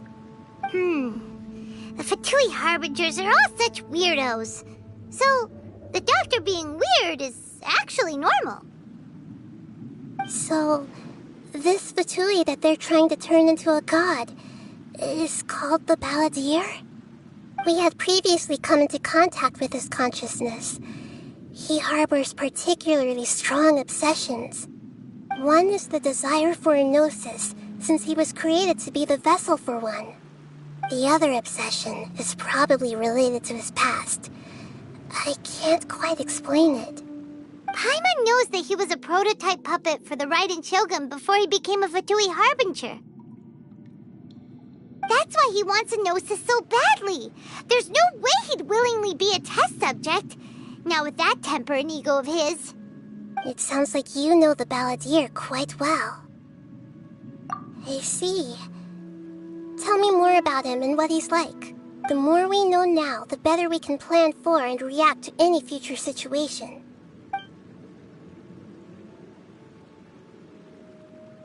I see. How fascinating. Alright, time to go. Let's get through here and meet him in person.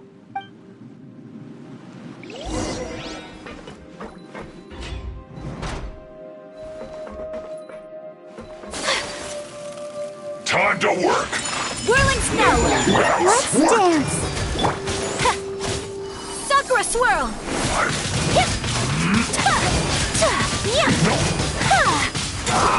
My apologies!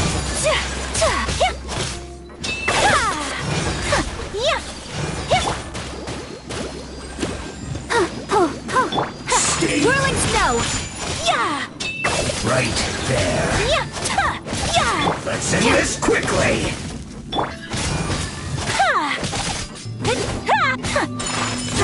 I slipped up. I'll protect us.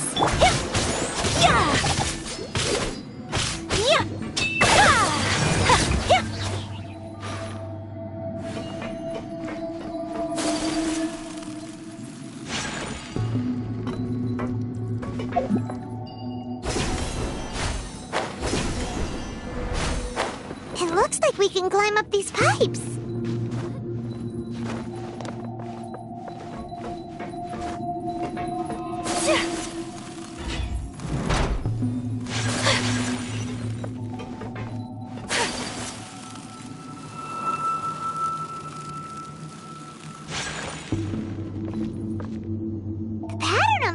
everyone's all messed up. Let's go around and see if there's a way to fix it.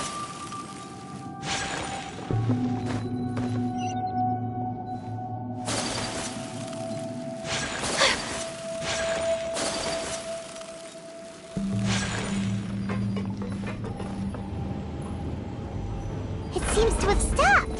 Let's continue.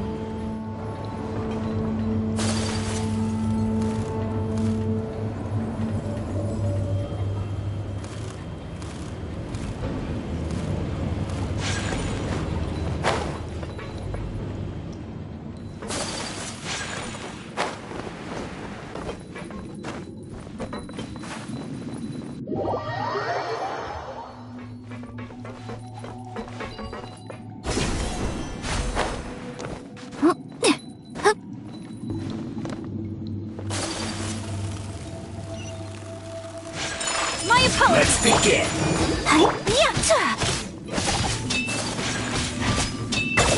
Let's dance. Whirling snow.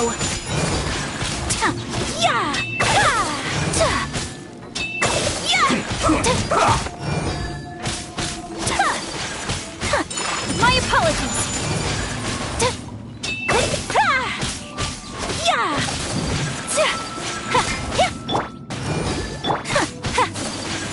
Take flight.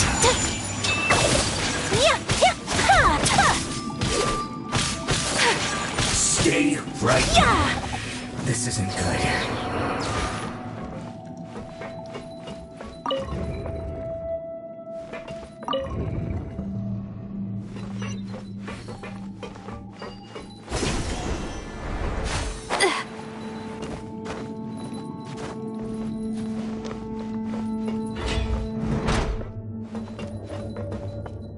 You'll get frostbite. Frozen. Whirling snow.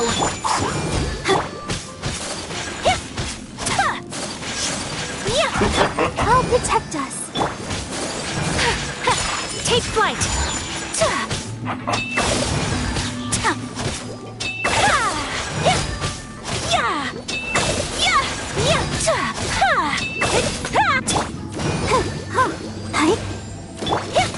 My apologies.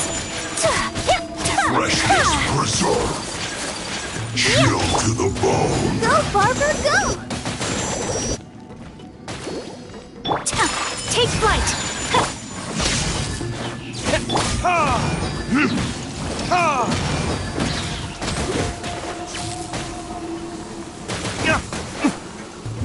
Furnictors? Let's dance. My apologies. Pay your due.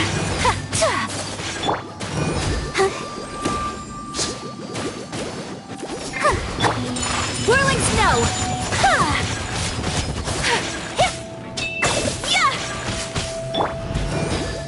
Kamisato art.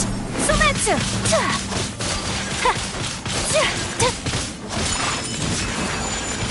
Let the show begin.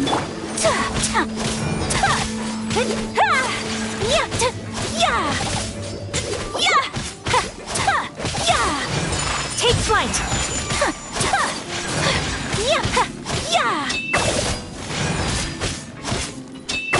Maybe so soon.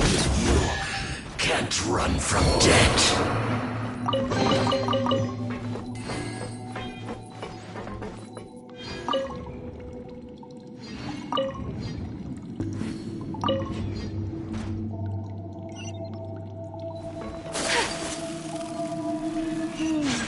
The cart is stuck. Maybe there's something wrong with the tracks. Let's try adjusting the direction of the device to clear the tracks.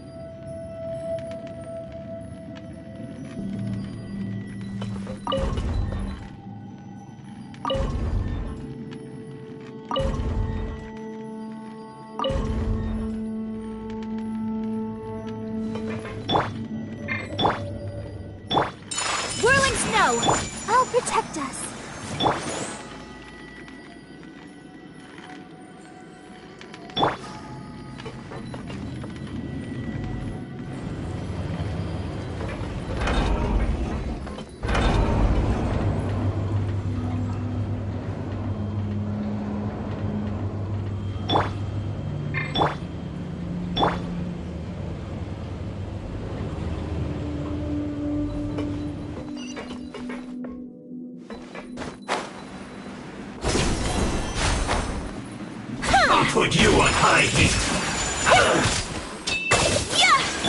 Lightning flash! Shouldn't get careless.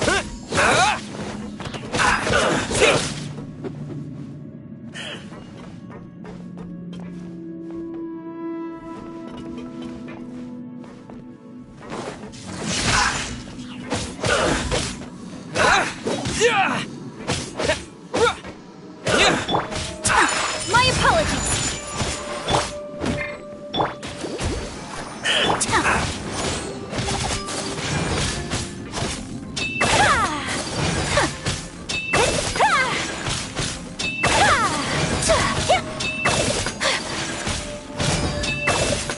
Take flight.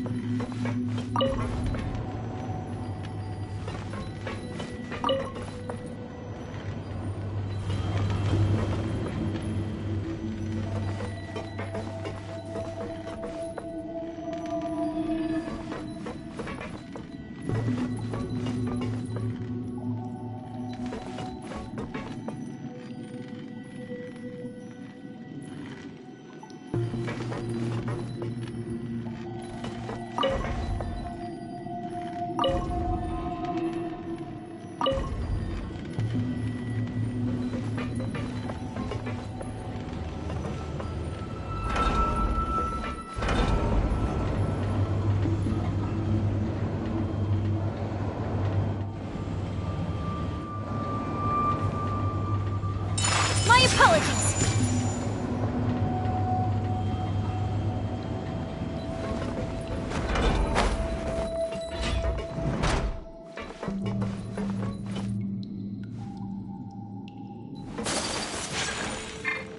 Let the show be. No more words. Whirling snow.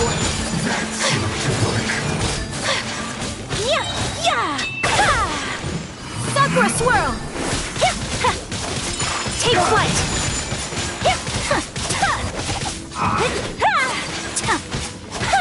I will end. Whirling snow. I slipped up.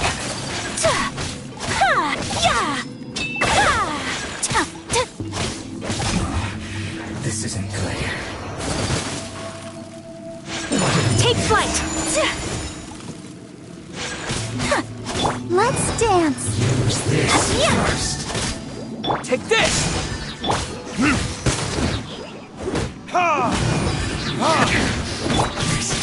My opponent.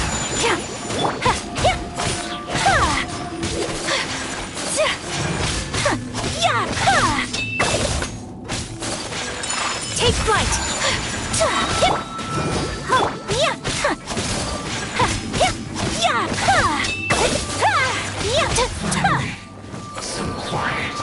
Come at me. My opponent. I'll protect us.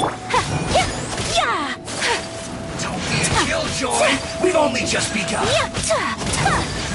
Kamisato art. Sometsu.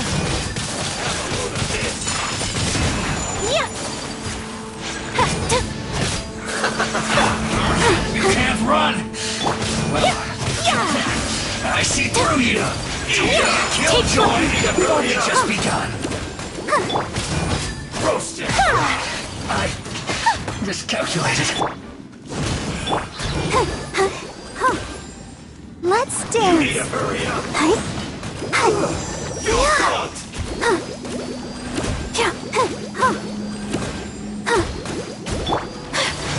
Whirling snow.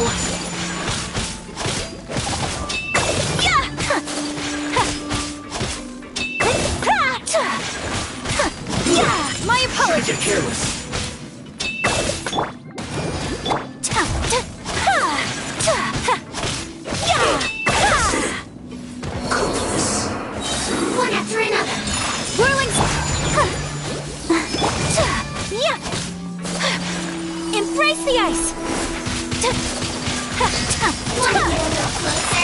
flight! Let the show begin. Oh, Lightning flash!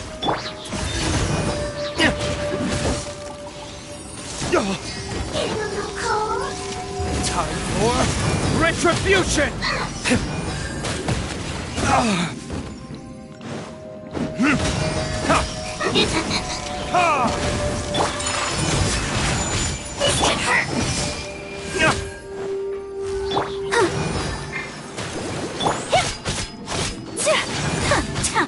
My apologies.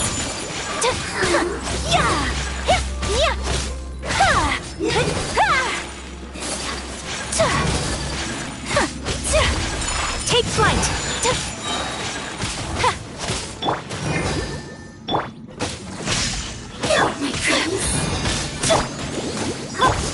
Whirling snow.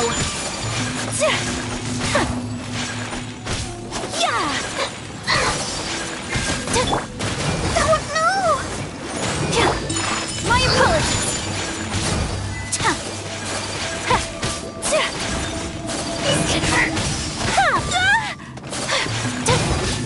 Take flight.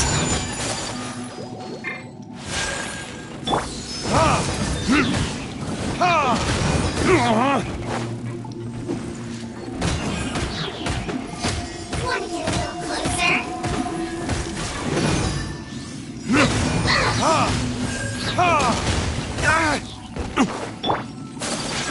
My apologies. Go. Let's dance.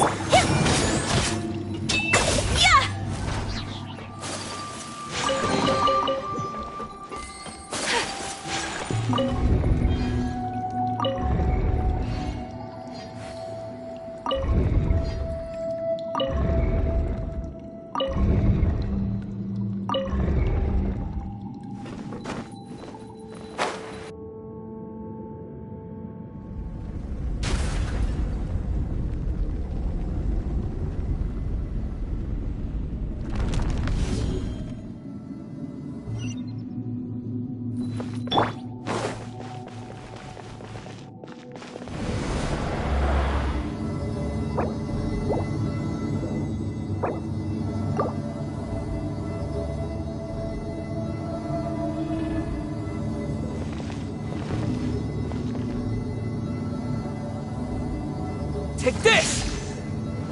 Yeah.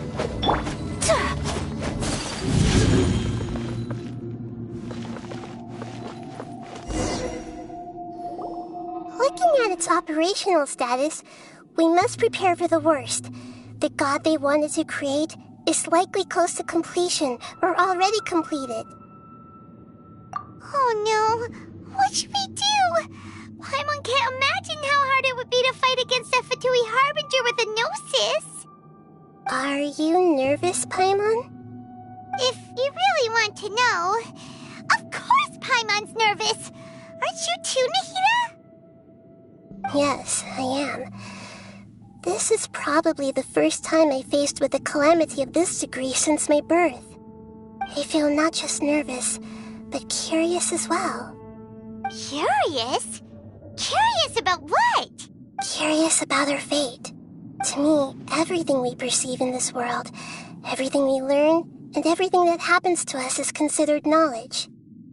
And if it's a form of knowledge, then it can be understood.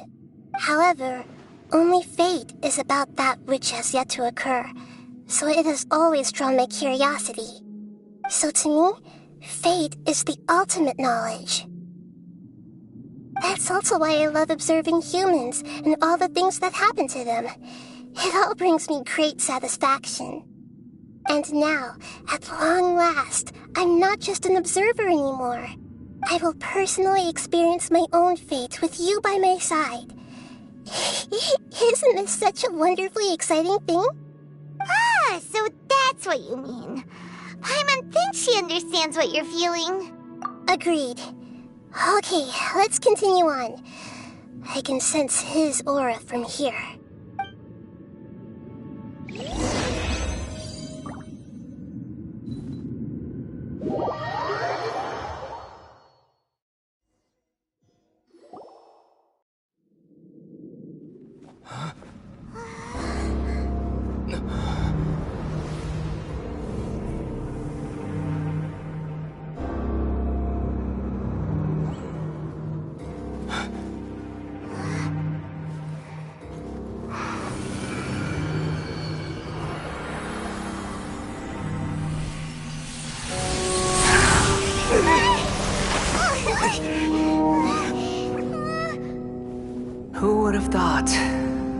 who would be so eager for my birth.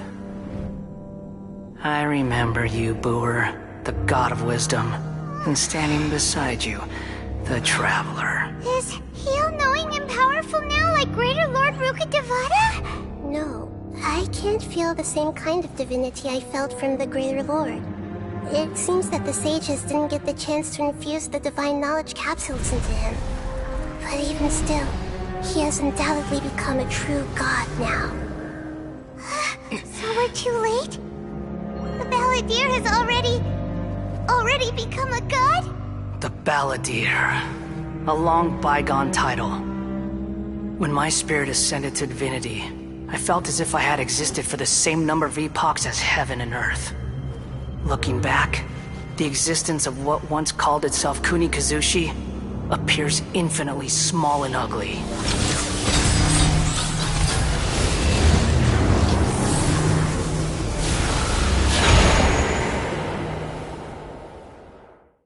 This imposing aura, it really feels like the gods!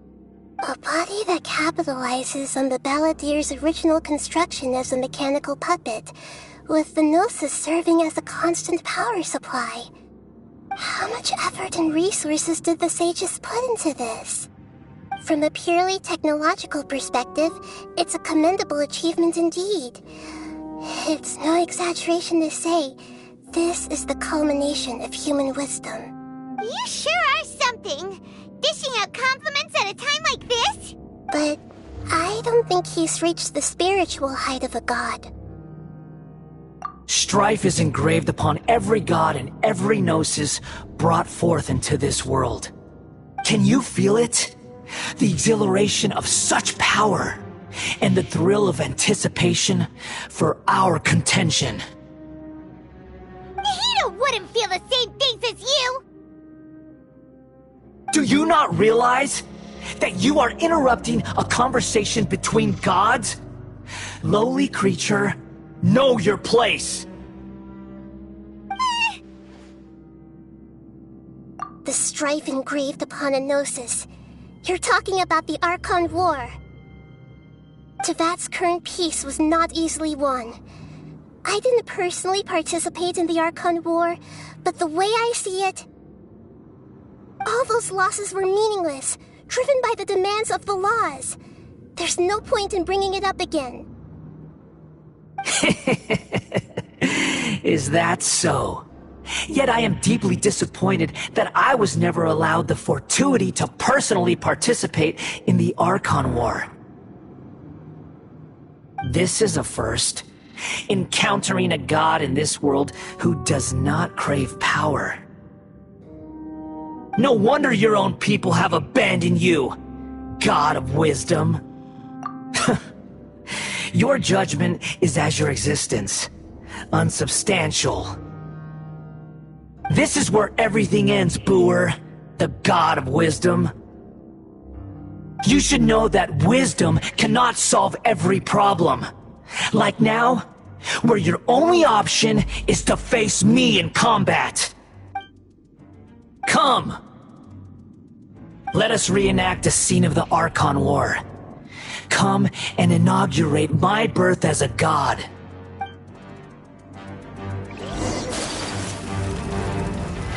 Feeble human!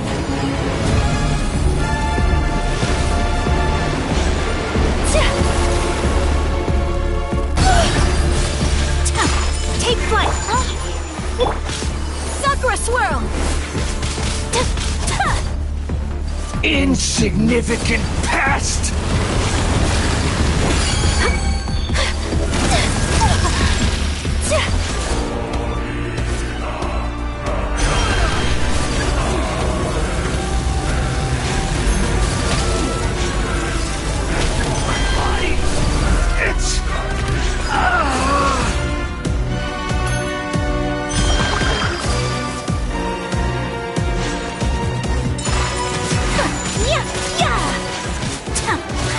Let the show begin. You cannot defy me, mortal!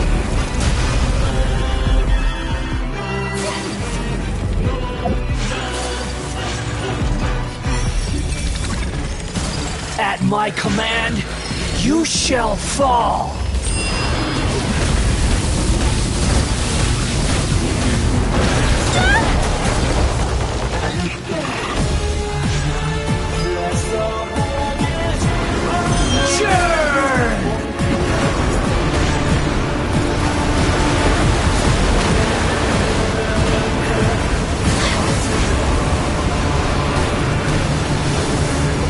Feeble human!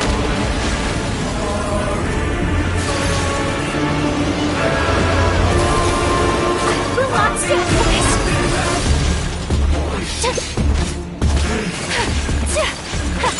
My opponent! My endless cycle begins!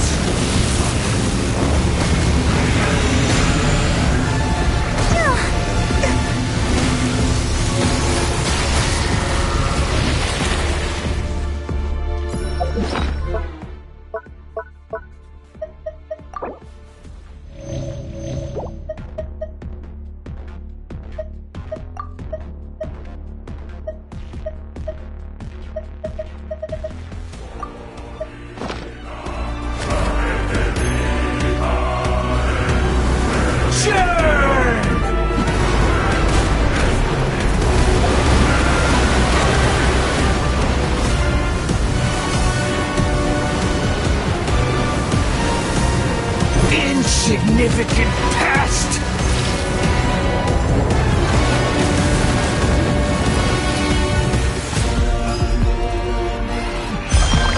Let's dance! Here! Feeble human!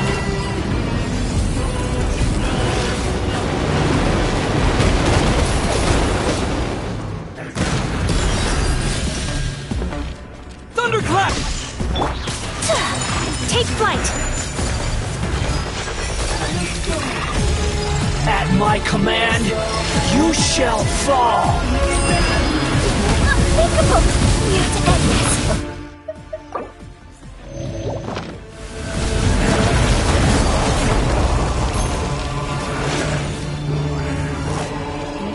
Insignificant past!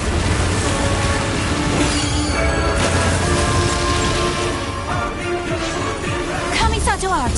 Sumetsu! So rude! Feeble human!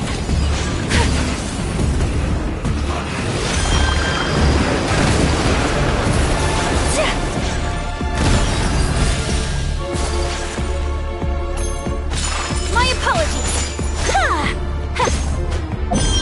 My endless cycle begins!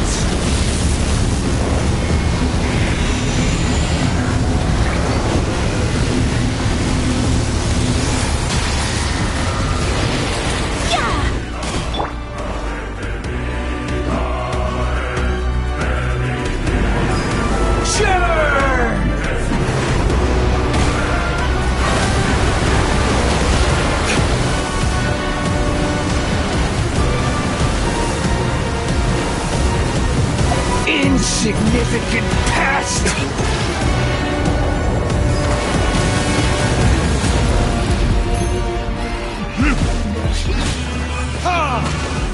Verdict is...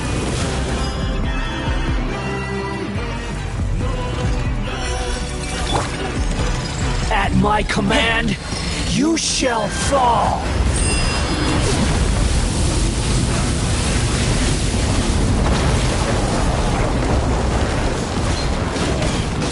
Lightning flash! Feeble human!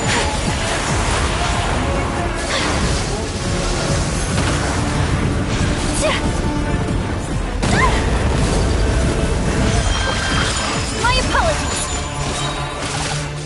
Sakura swirl! Insignificant past!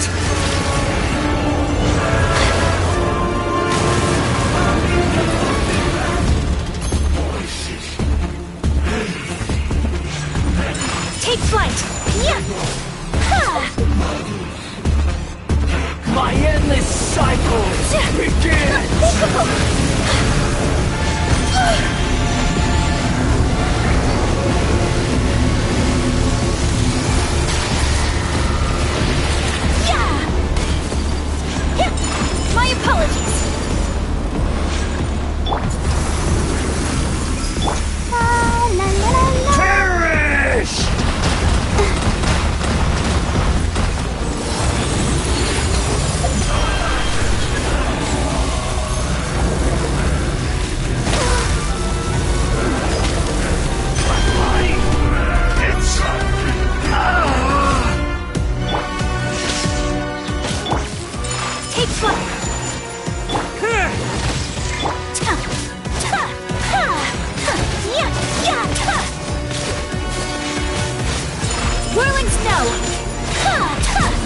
the end! You cannot defy me, mortal!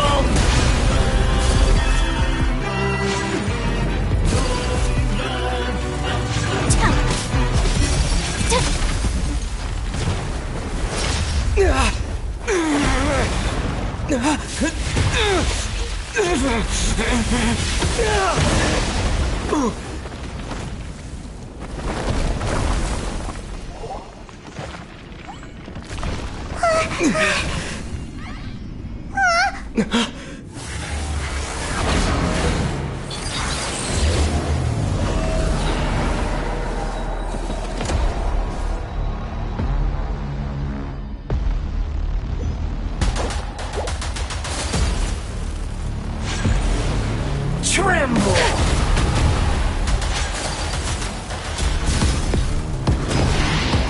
Burn to oblivion! My apologies! Take this!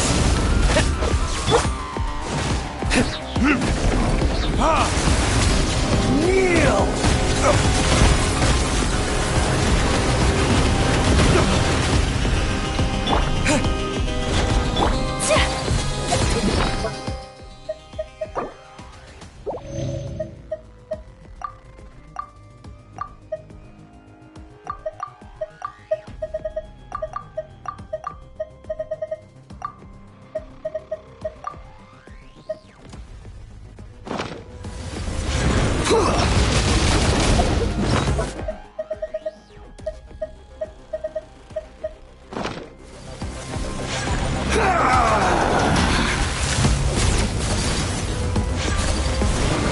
Tremble! Unthinkable! Take flight! So rude!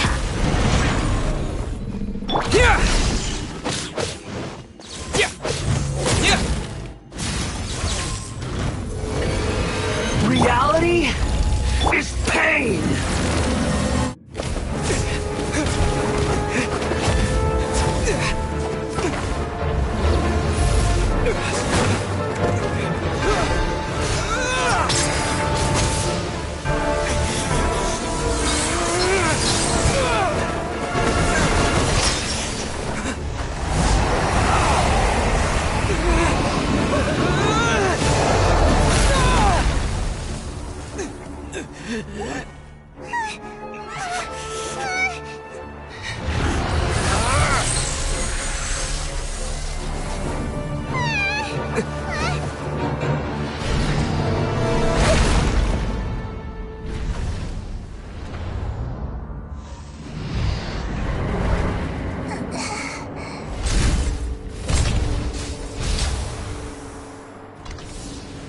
This is supposed to be a battle between gods, yet you choose to hide behind a mortal.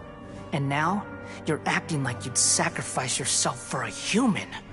Are you having fun proving a false sense of heroism to yourself, Booer?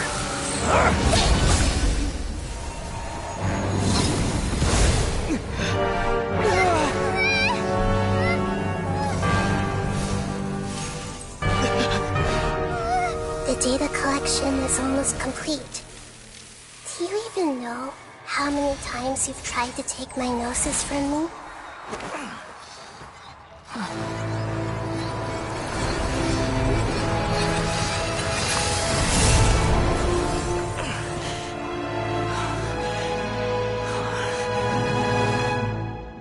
We just concluded the 168th loop.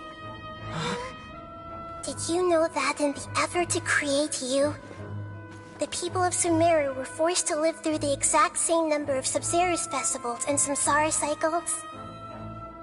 The power of dreams. When did you use it on me?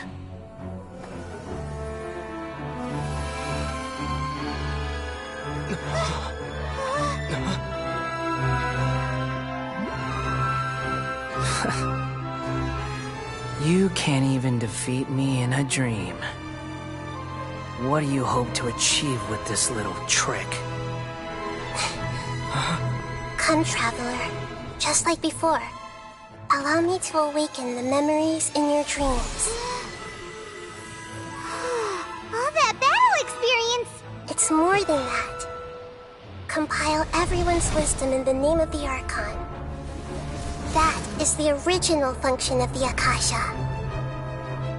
I've sent everything that happened just now to the people of Sumeru in the form of knowledge. I've asked them to help you find a way to defeat the false god.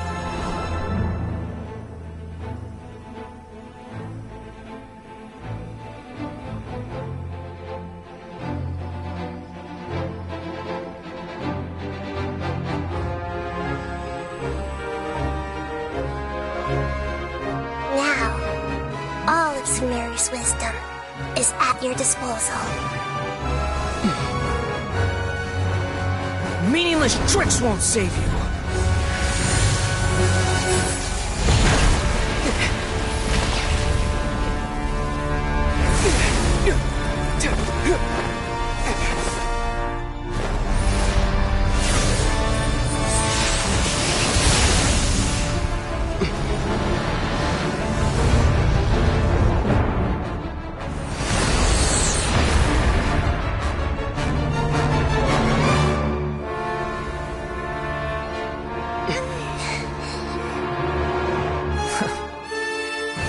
Are you done with your tricks? Can I finally take this as a real battle between gods? I'll leave this to you, the first sage of Boor.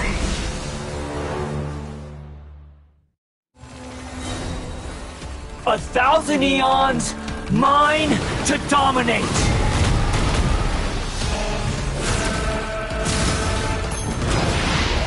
Burn to oblivion! Wisdom! This may hurt a little. Lightning flash! Kneel!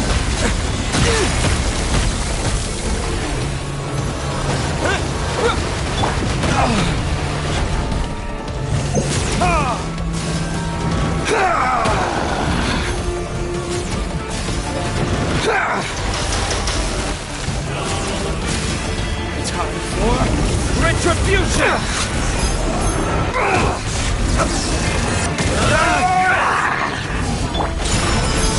Kamisato out! Sumetsu!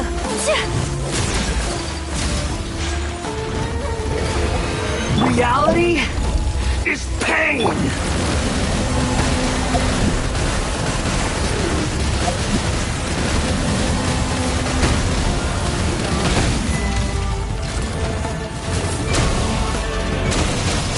Good riddance, cruel world. Everyone hold hands!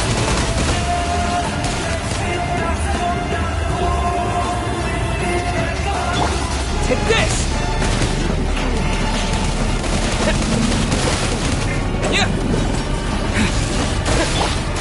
My apologies! I'll protect us.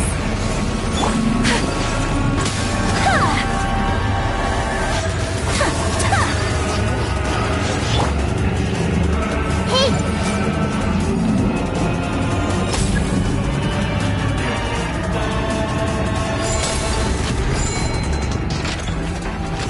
Your new god awakens!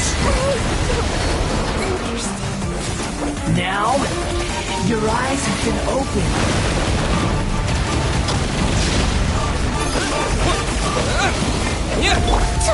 Take flight! Kneel!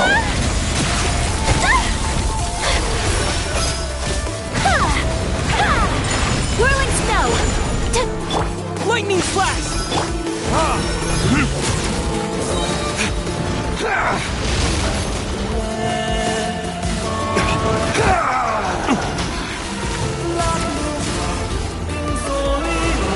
Tremble!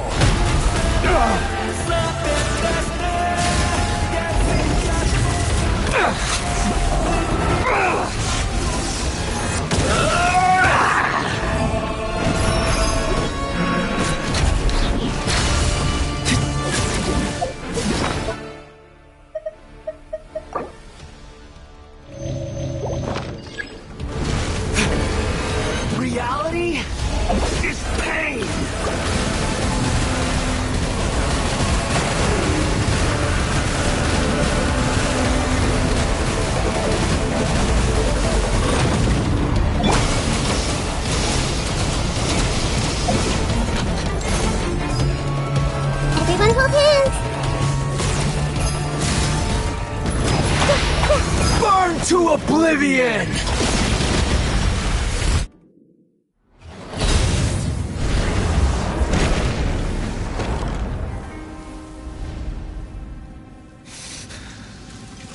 Humans. Filthy humans.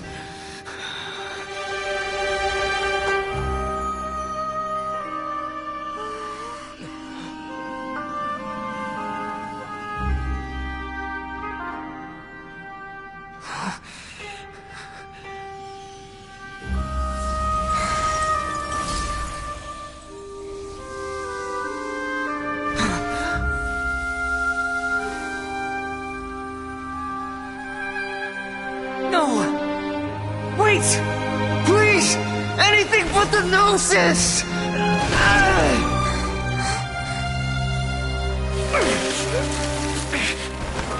That's mine! Don't even try! I'll never go back!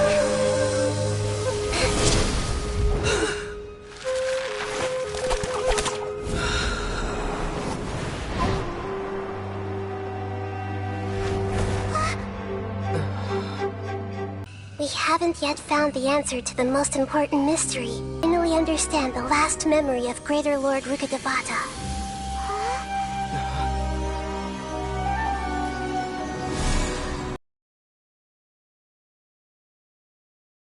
That's right.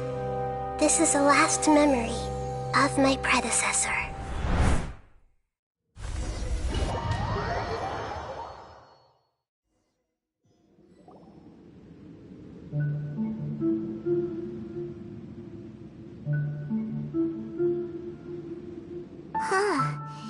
This sure seems very different from what Paimon imagined. Shouldn't Irminsul be in this realm of consciousness? Yes, that is our destination. But I didn't expect the remaining consciousness of Greater Lord Rukkhadevata to be as polluted as this. Forbidden knowledge? It seems you know about a concept that even I don't completely understand. Could you tell me what you know?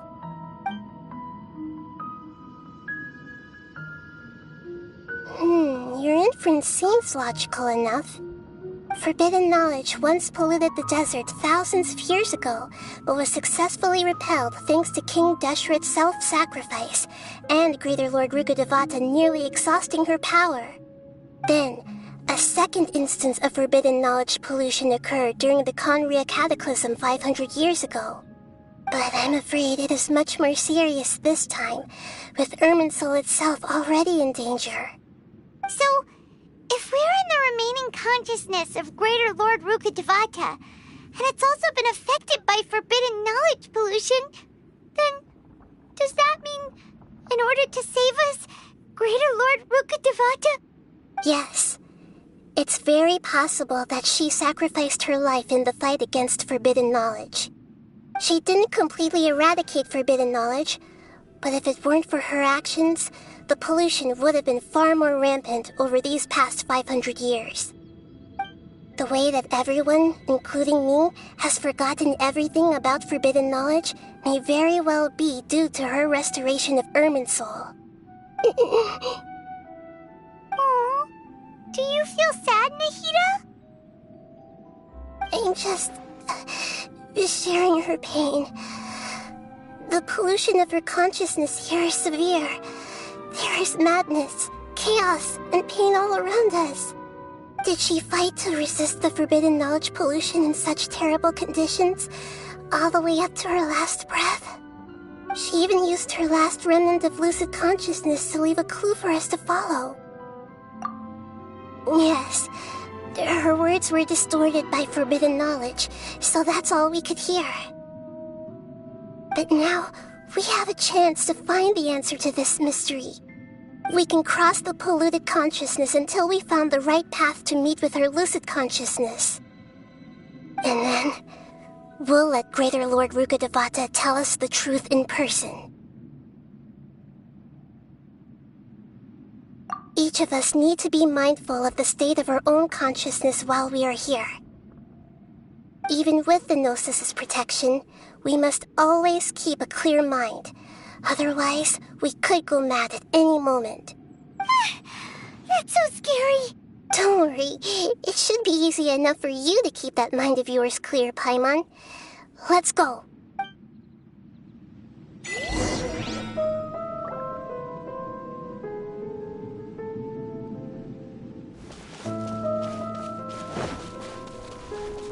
Are we in the air? And why is there a huge boat? That's the boat of consciousness, which symbolizes reason here.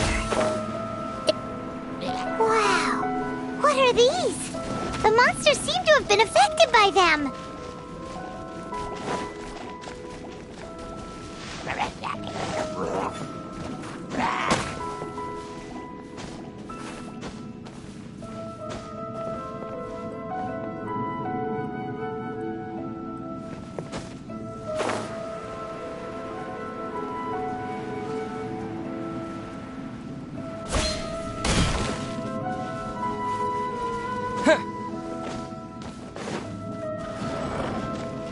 Take this!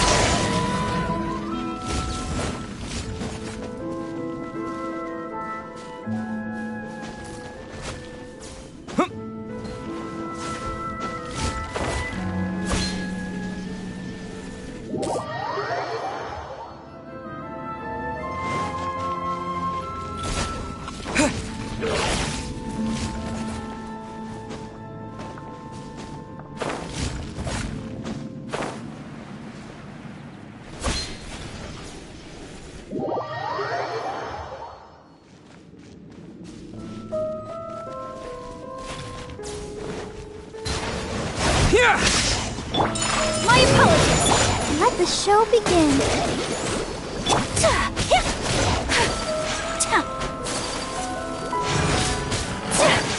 Take flight.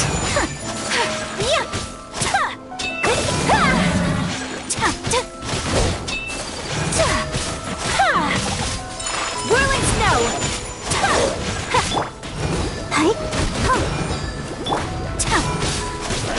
Take this!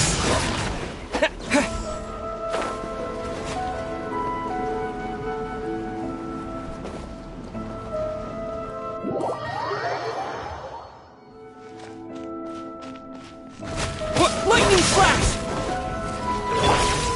Take flight.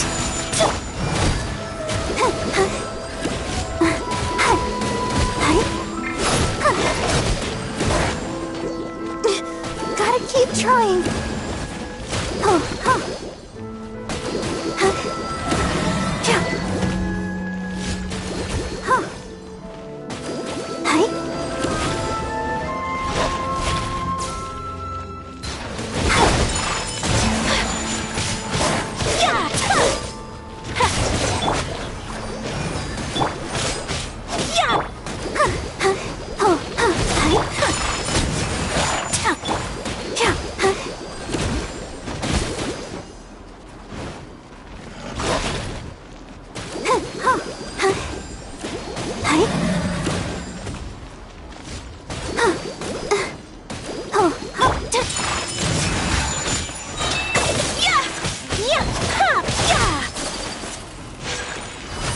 Swirl!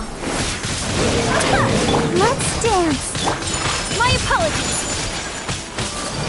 Pardon my indiscretion.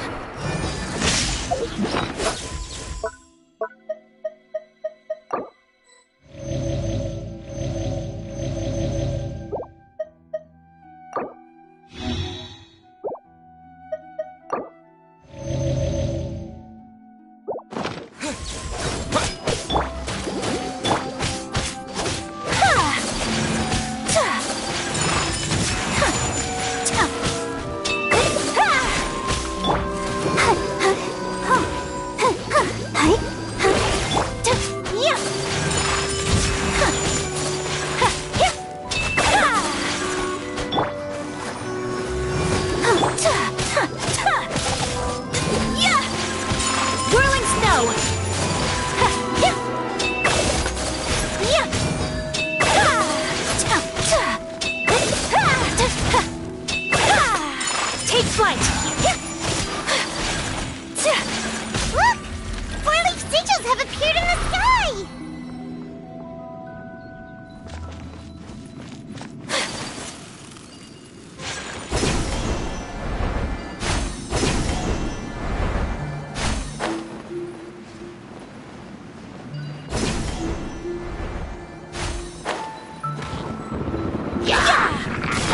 Whirling snow!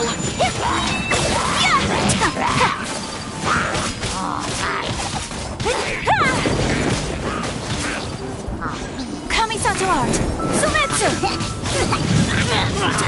My apologies!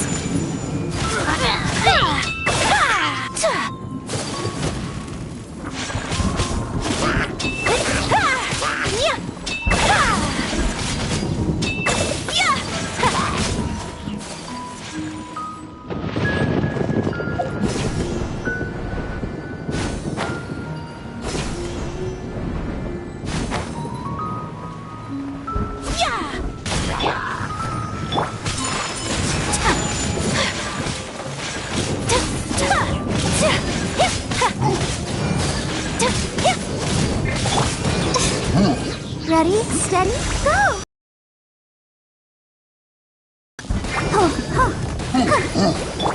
Take flight!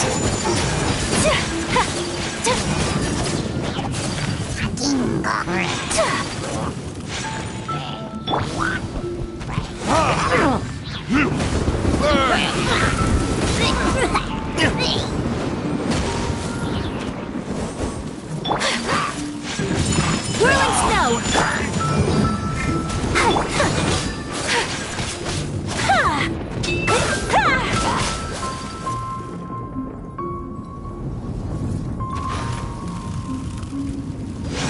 Take flight!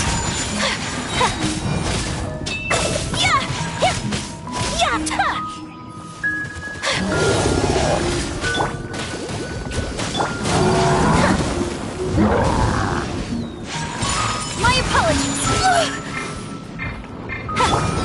Lightning flash!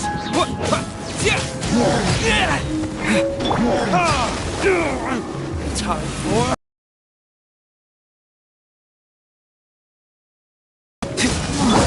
Whirling unthinkable! Sakura swirl! I'll protect us. Take flight!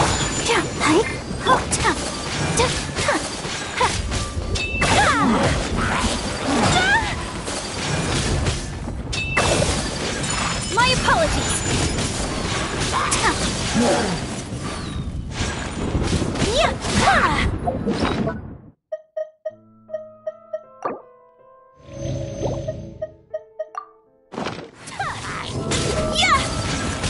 Whirling snow!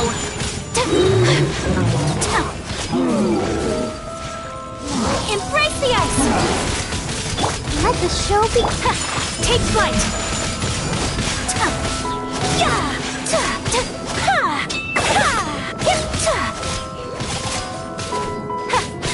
My apologies! To control the boat of consciousness, we need to find the helm first.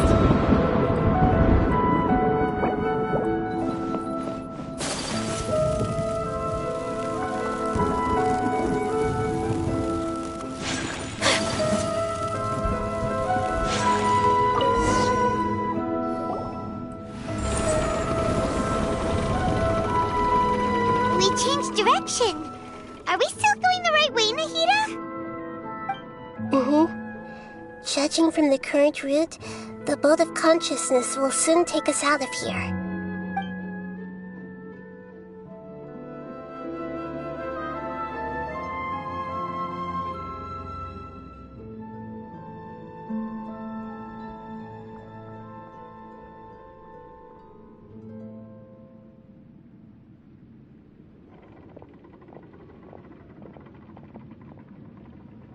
We'll be arriving at our destination soon. How are you feeling? Are your minds still intact?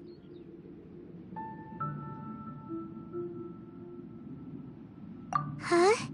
But everything's been completely normal for Paimon. Hopefully there won't be any more interruptions. This time, we should be able to meet Greater Lord Rukkhadevata. Are you saying you've never met Greater Lord Rukkhadevata before? No. It seems that my birth and her death took place at the same time. Otherwise, I think she would have given me a little more guidance, and I could have done a better job. Hey, you've done a great job, Nahida. Let's get out of this creepy place and go meet her.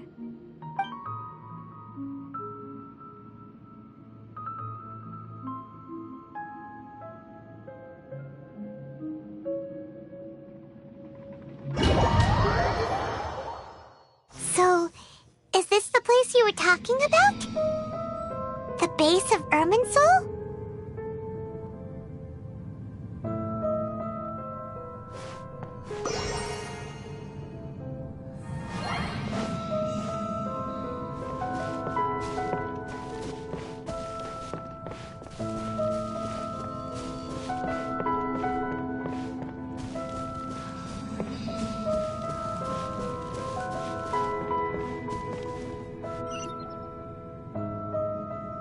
Well, this is the place.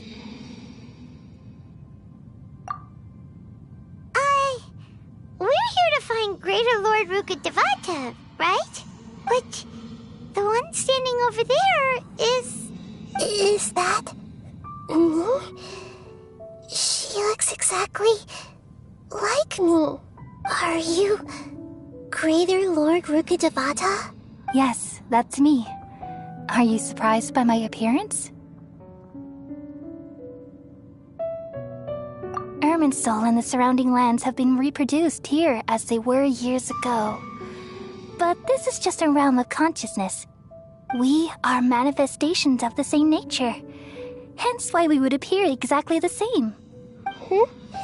We're of the same nature. Why? Because you are me, and I am you. You are me in the new samsara.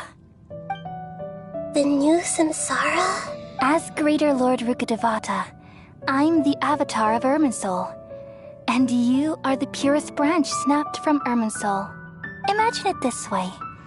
Even if a tree dies, its branches will eventually take root and grow, continuing the tree's life in another form. I'm merely the remaining consciousness of Greater Lord Rukkhadevata. The real me has presumably died a long time ago.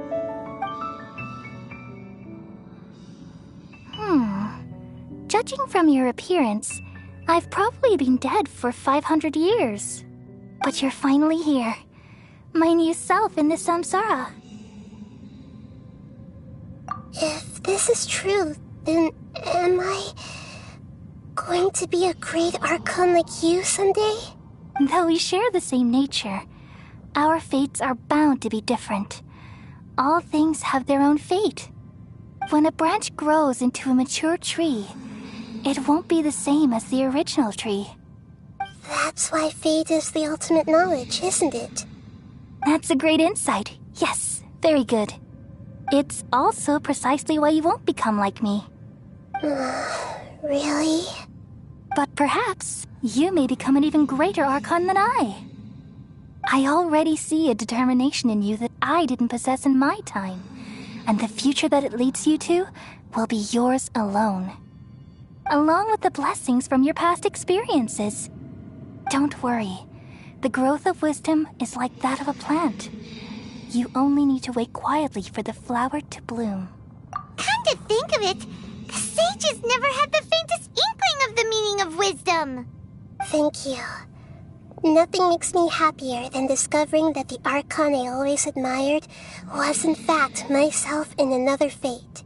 It's so nice to speak with you, Greater Lord Rukkhadevata. I've always wanted to meet you. The feeling is mutual. From the moment I snapped the branch off Irminsul and created you, I've also looked forward to talking with you. Could you tell me why you wanted to create me? And what exactly happened when you died? Ah, I see. You're here seeking answers, right? Everything that day, even the sky itself, changed into a color like this. At that time, the seven were all summoned to the nation of Conria. Except for me. I had a more important task to attend to. I had to protect Irminsul. The disaster occurred together with the pollution of forbidden knowledge. At that very moment, with my consciousness connected to Irminsul, I sensed something was wrong. The pain started to torment my mind. By the time I reached Irminsul, it was already displaying signs of corruption. Had I not repelled the pollution of forbidden knowledge with King Deshret thousands of years ago, I might have felt even more hopeless and lost. So what exactly is forbidden knowledge? It's a kind of knowledge that doesn't belong to this world, and a form of truth that can't be understood. It came from the very bottom of the abyss. Even I could never understand it. The world is constantly rejecting it, leading to all kinds of bad phenomena. If we allow forbidden knowledge to pollute Irminsul, I'm afraid the entirety of Teyvat could fall apart. So, there's knowledge that even the God of Wisdom can't understand? At that time, I knew I couldn't repel the forbidden knowledge with my strength alone. Which is why I created a device that compiled human wisdom and named it the Akasha. It's truly the world's most amazing invention. Thank you. For a long time, I thought dreams were the fruit of human wisdom. Though it was selfish to do so, I borrowed people's dreams using the Akasha. Then I compiled their wisdom and all of my own power. Well, did it work? Thanks to the wisdom of the people of Sumeru, almost all the forbidden knowledge was cleared from Irminsul. But things didn't go as smoothly as I thought. I had a terrible headache, which gave me an uneasy feeling. And then I remembered that my consciousness was also connected with Irminsul. It brought me knowledge and wisdom, but vile corruption as well. From the very beginning, my existence had been polluted by the forbidden knowledge. Oh no! How could that happen? I've experienced that pain in your consciousness. It must have been a horrible experience. Yes, but my feelings weren't important. The important thing was that even if I died, my existence and everything related to me would continue to exist in Irminsul as memories and knowledge, meaning that the forbidden knowledge couldn't ever be permanently eradicated. And there's no way for me to eliminate myself. It would be a sort of paradox. So, I took the purest branch of Irminsul as my incarnation in the next samsara and left a trail of clues, all in hopes that you would come here and remove me and my pollution from Irminsul forever. Wait, no, I can't. So you realize what that implies? You are very smart indeed. Irminsul has all the knowledge and memories of this world. And as you've realized just now, removing me from Irminsul means I essentially will never have existed in this world. But this is the only way to save Irminsul. People love you so much and they've missed you so much over the past 500 years. I am exactly the same. So how can we just forget you like this? Is there really no other way? There must be something else I can do. You're the god of wisdom, Boer. You should know that there is no other way. But this is so cruel. I don't want to forget you. No need to feel so sad, Boer. As someone who delights in wisdom, you should feel joy at finally finding the answer. These are the words in their entirety. The answer you've been seeking all along. Let the world completely forget me. We all nestle under the great tree of wisdom, peering out to perceive the world. From the earth and from the rain, we perceive its wonders, until we become a white bird to perch atop a branch, and finally snap off the most important leaf. Once upon a time, I alone dreamed in this world. In my dreams, everybody would also dream after they fell asleep. Wild and wonderful thoughts would emerge from their minds. Some tumbled to the ground, and others floated to the sky, connecting all things in the world into one dazzling net. Among a plethora of worlds were numerous smaller worlds, all of fate, finding within the tapestry their brilliant glow. I gradually understood that these indescribable and constantly changing things are the most profound things in the world. Only they can completely repel the madness. Only dreams can awaken consciousness from the deepest darkness.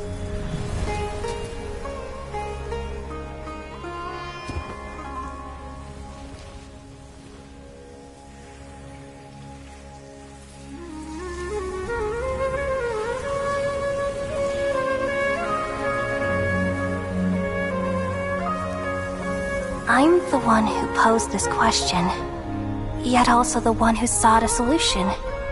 Saving the world with the dreams of the people used to be my answer. And now, you've also found your own answer, and I shall return all the dreams to the people.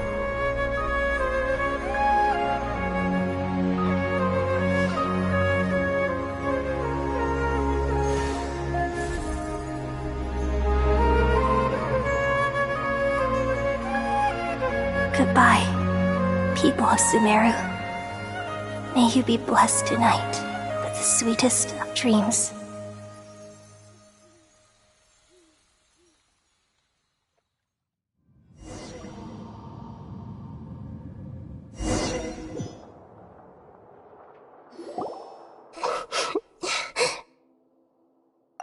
I'm alright. I'm just a little confused. We've just saved the world, right? So why am I crying? I don't know where this feeling inside of me is coming from, but I feel very sad. Just now, we used the power of two gnosis to successfully connect with the Irminsul consciousness from 500 years ago. Then, we removed the remaining pollution from Irminsul. Yeah, what's wrong? Weren't you there just now?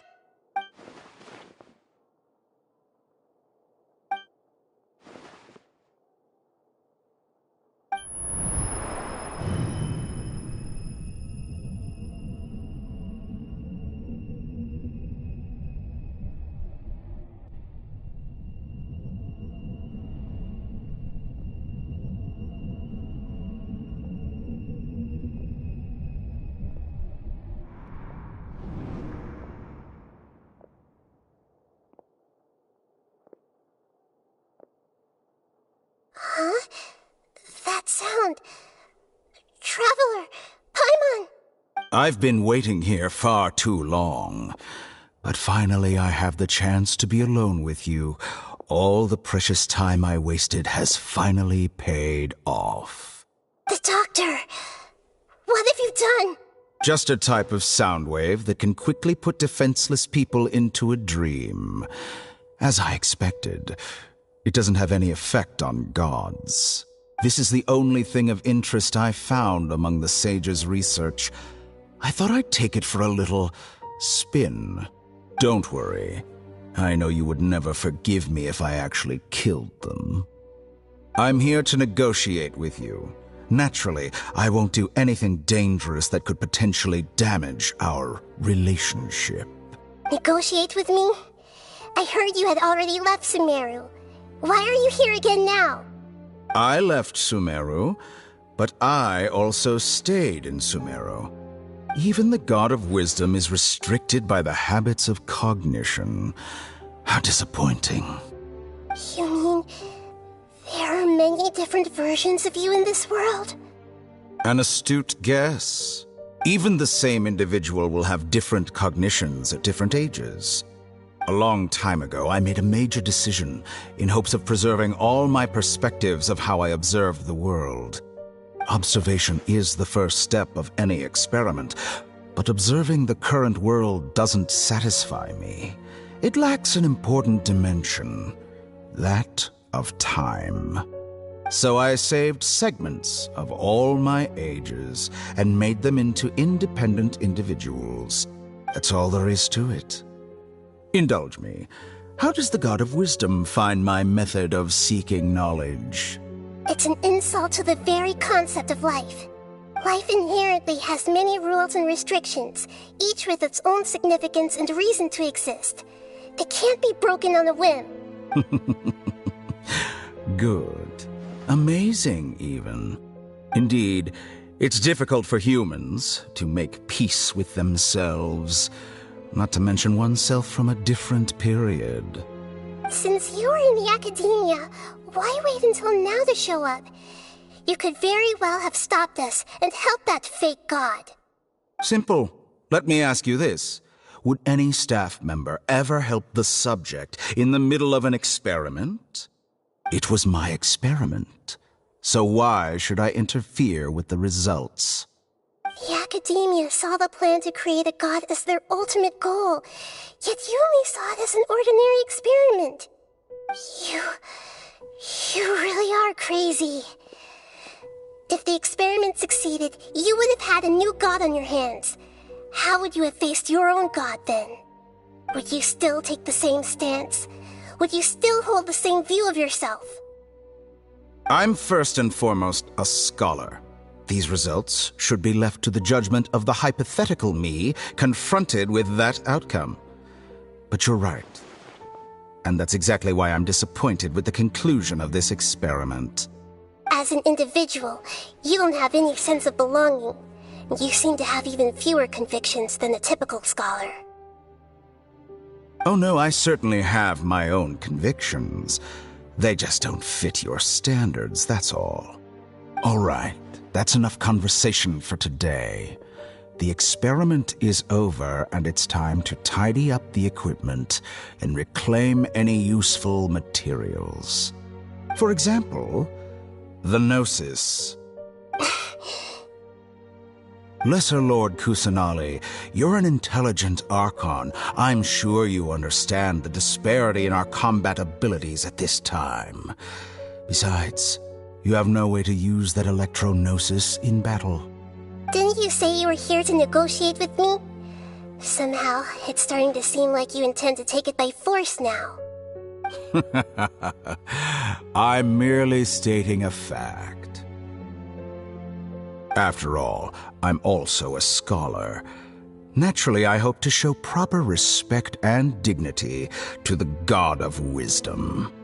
Your hypocrisy is built on absolute confidence. I understand your scheme, but...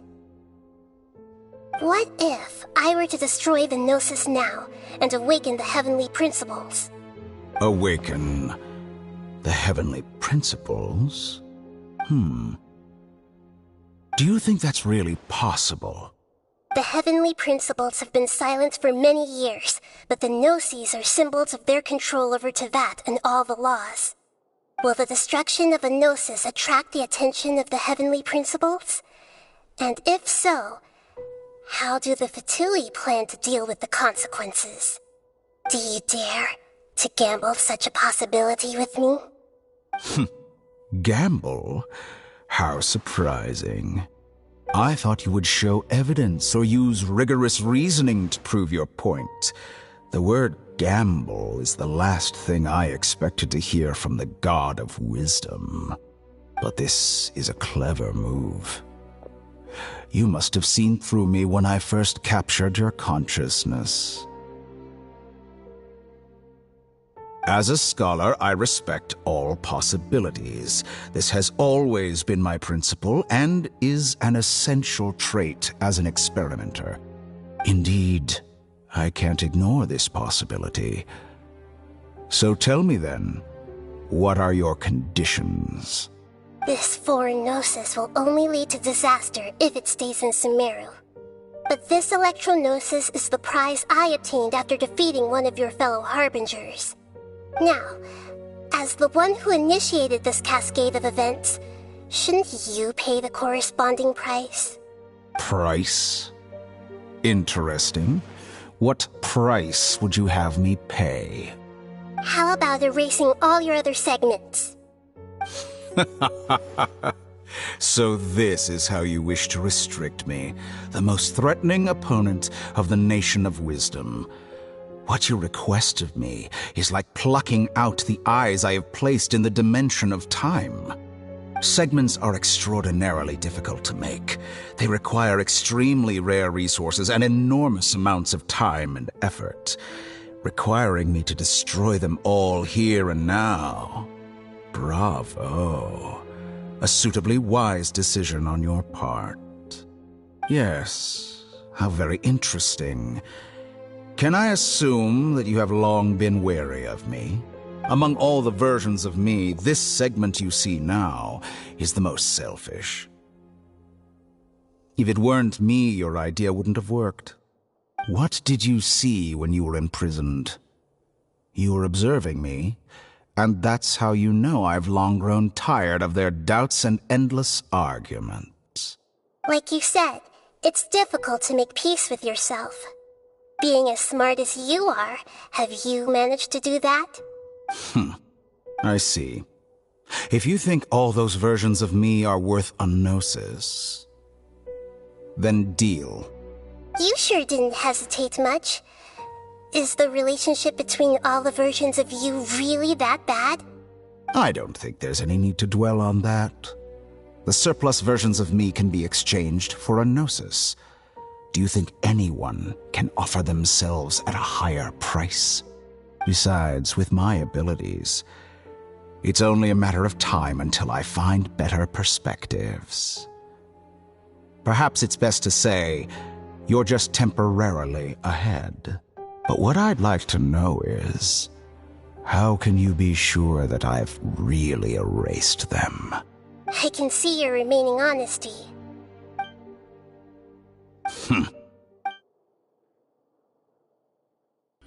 What a ridiculous decision! You can't be serious!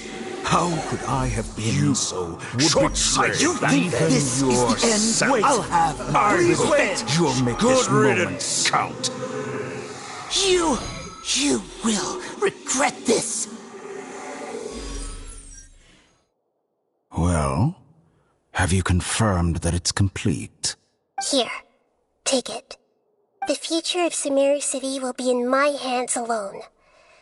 I will shut down the Akasha and let curiosity and the thirst for knowledge drive the realm of academics once again.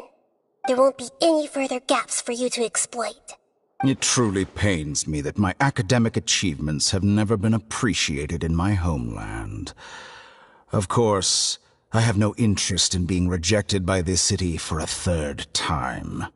Another chess piece. And where is your dendrognosis? Don't be greedy, Harbinger of Snezhnaya. No, this is a different transaction. If you intend to turn off the Akasha anyway, then there's no further use for the Gnosis of Sumeru, is there? Besides, isn't it the Archon's duty to deliver what's desired of the Seeker? Oh, judging from your expression, you don't seem to find the idea very agreeable. Then let's think of it this way. Since you're the God of Wisdom, how about I exchange some knowledge with you? People exchanging knowledge with the God of Wisdom is the stuff of legends. Yet here you wish to exchange knowledge for the God of Wisdom's property. Arrogant as that is, it has piqued my interest. Let me ask you, have you in all your mighty knowledge ever heard the rumor that the skies of Tevat are fake? Huh? That's the secret hidden by Ermin's soul concerning the truth of this world. Once I finish telling you about this, it will be time for me to say goodbye. With negotiations, we've all gotten what we wanted. I'm very glad I got to meet you like this. Your arrogance may know no bounds, and convictions may mean nothing to you.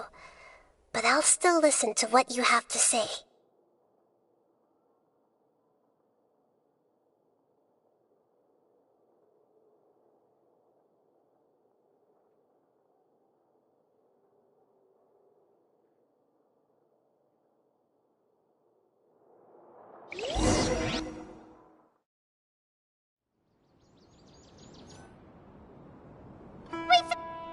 Together! Okay. Wake him up.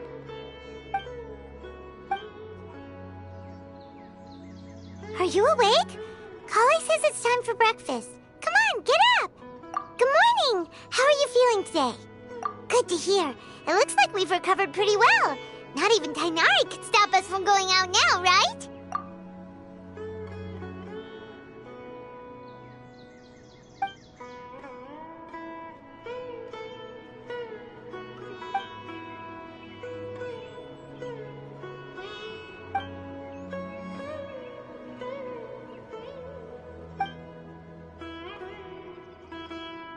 Come on, Traveler, let's go!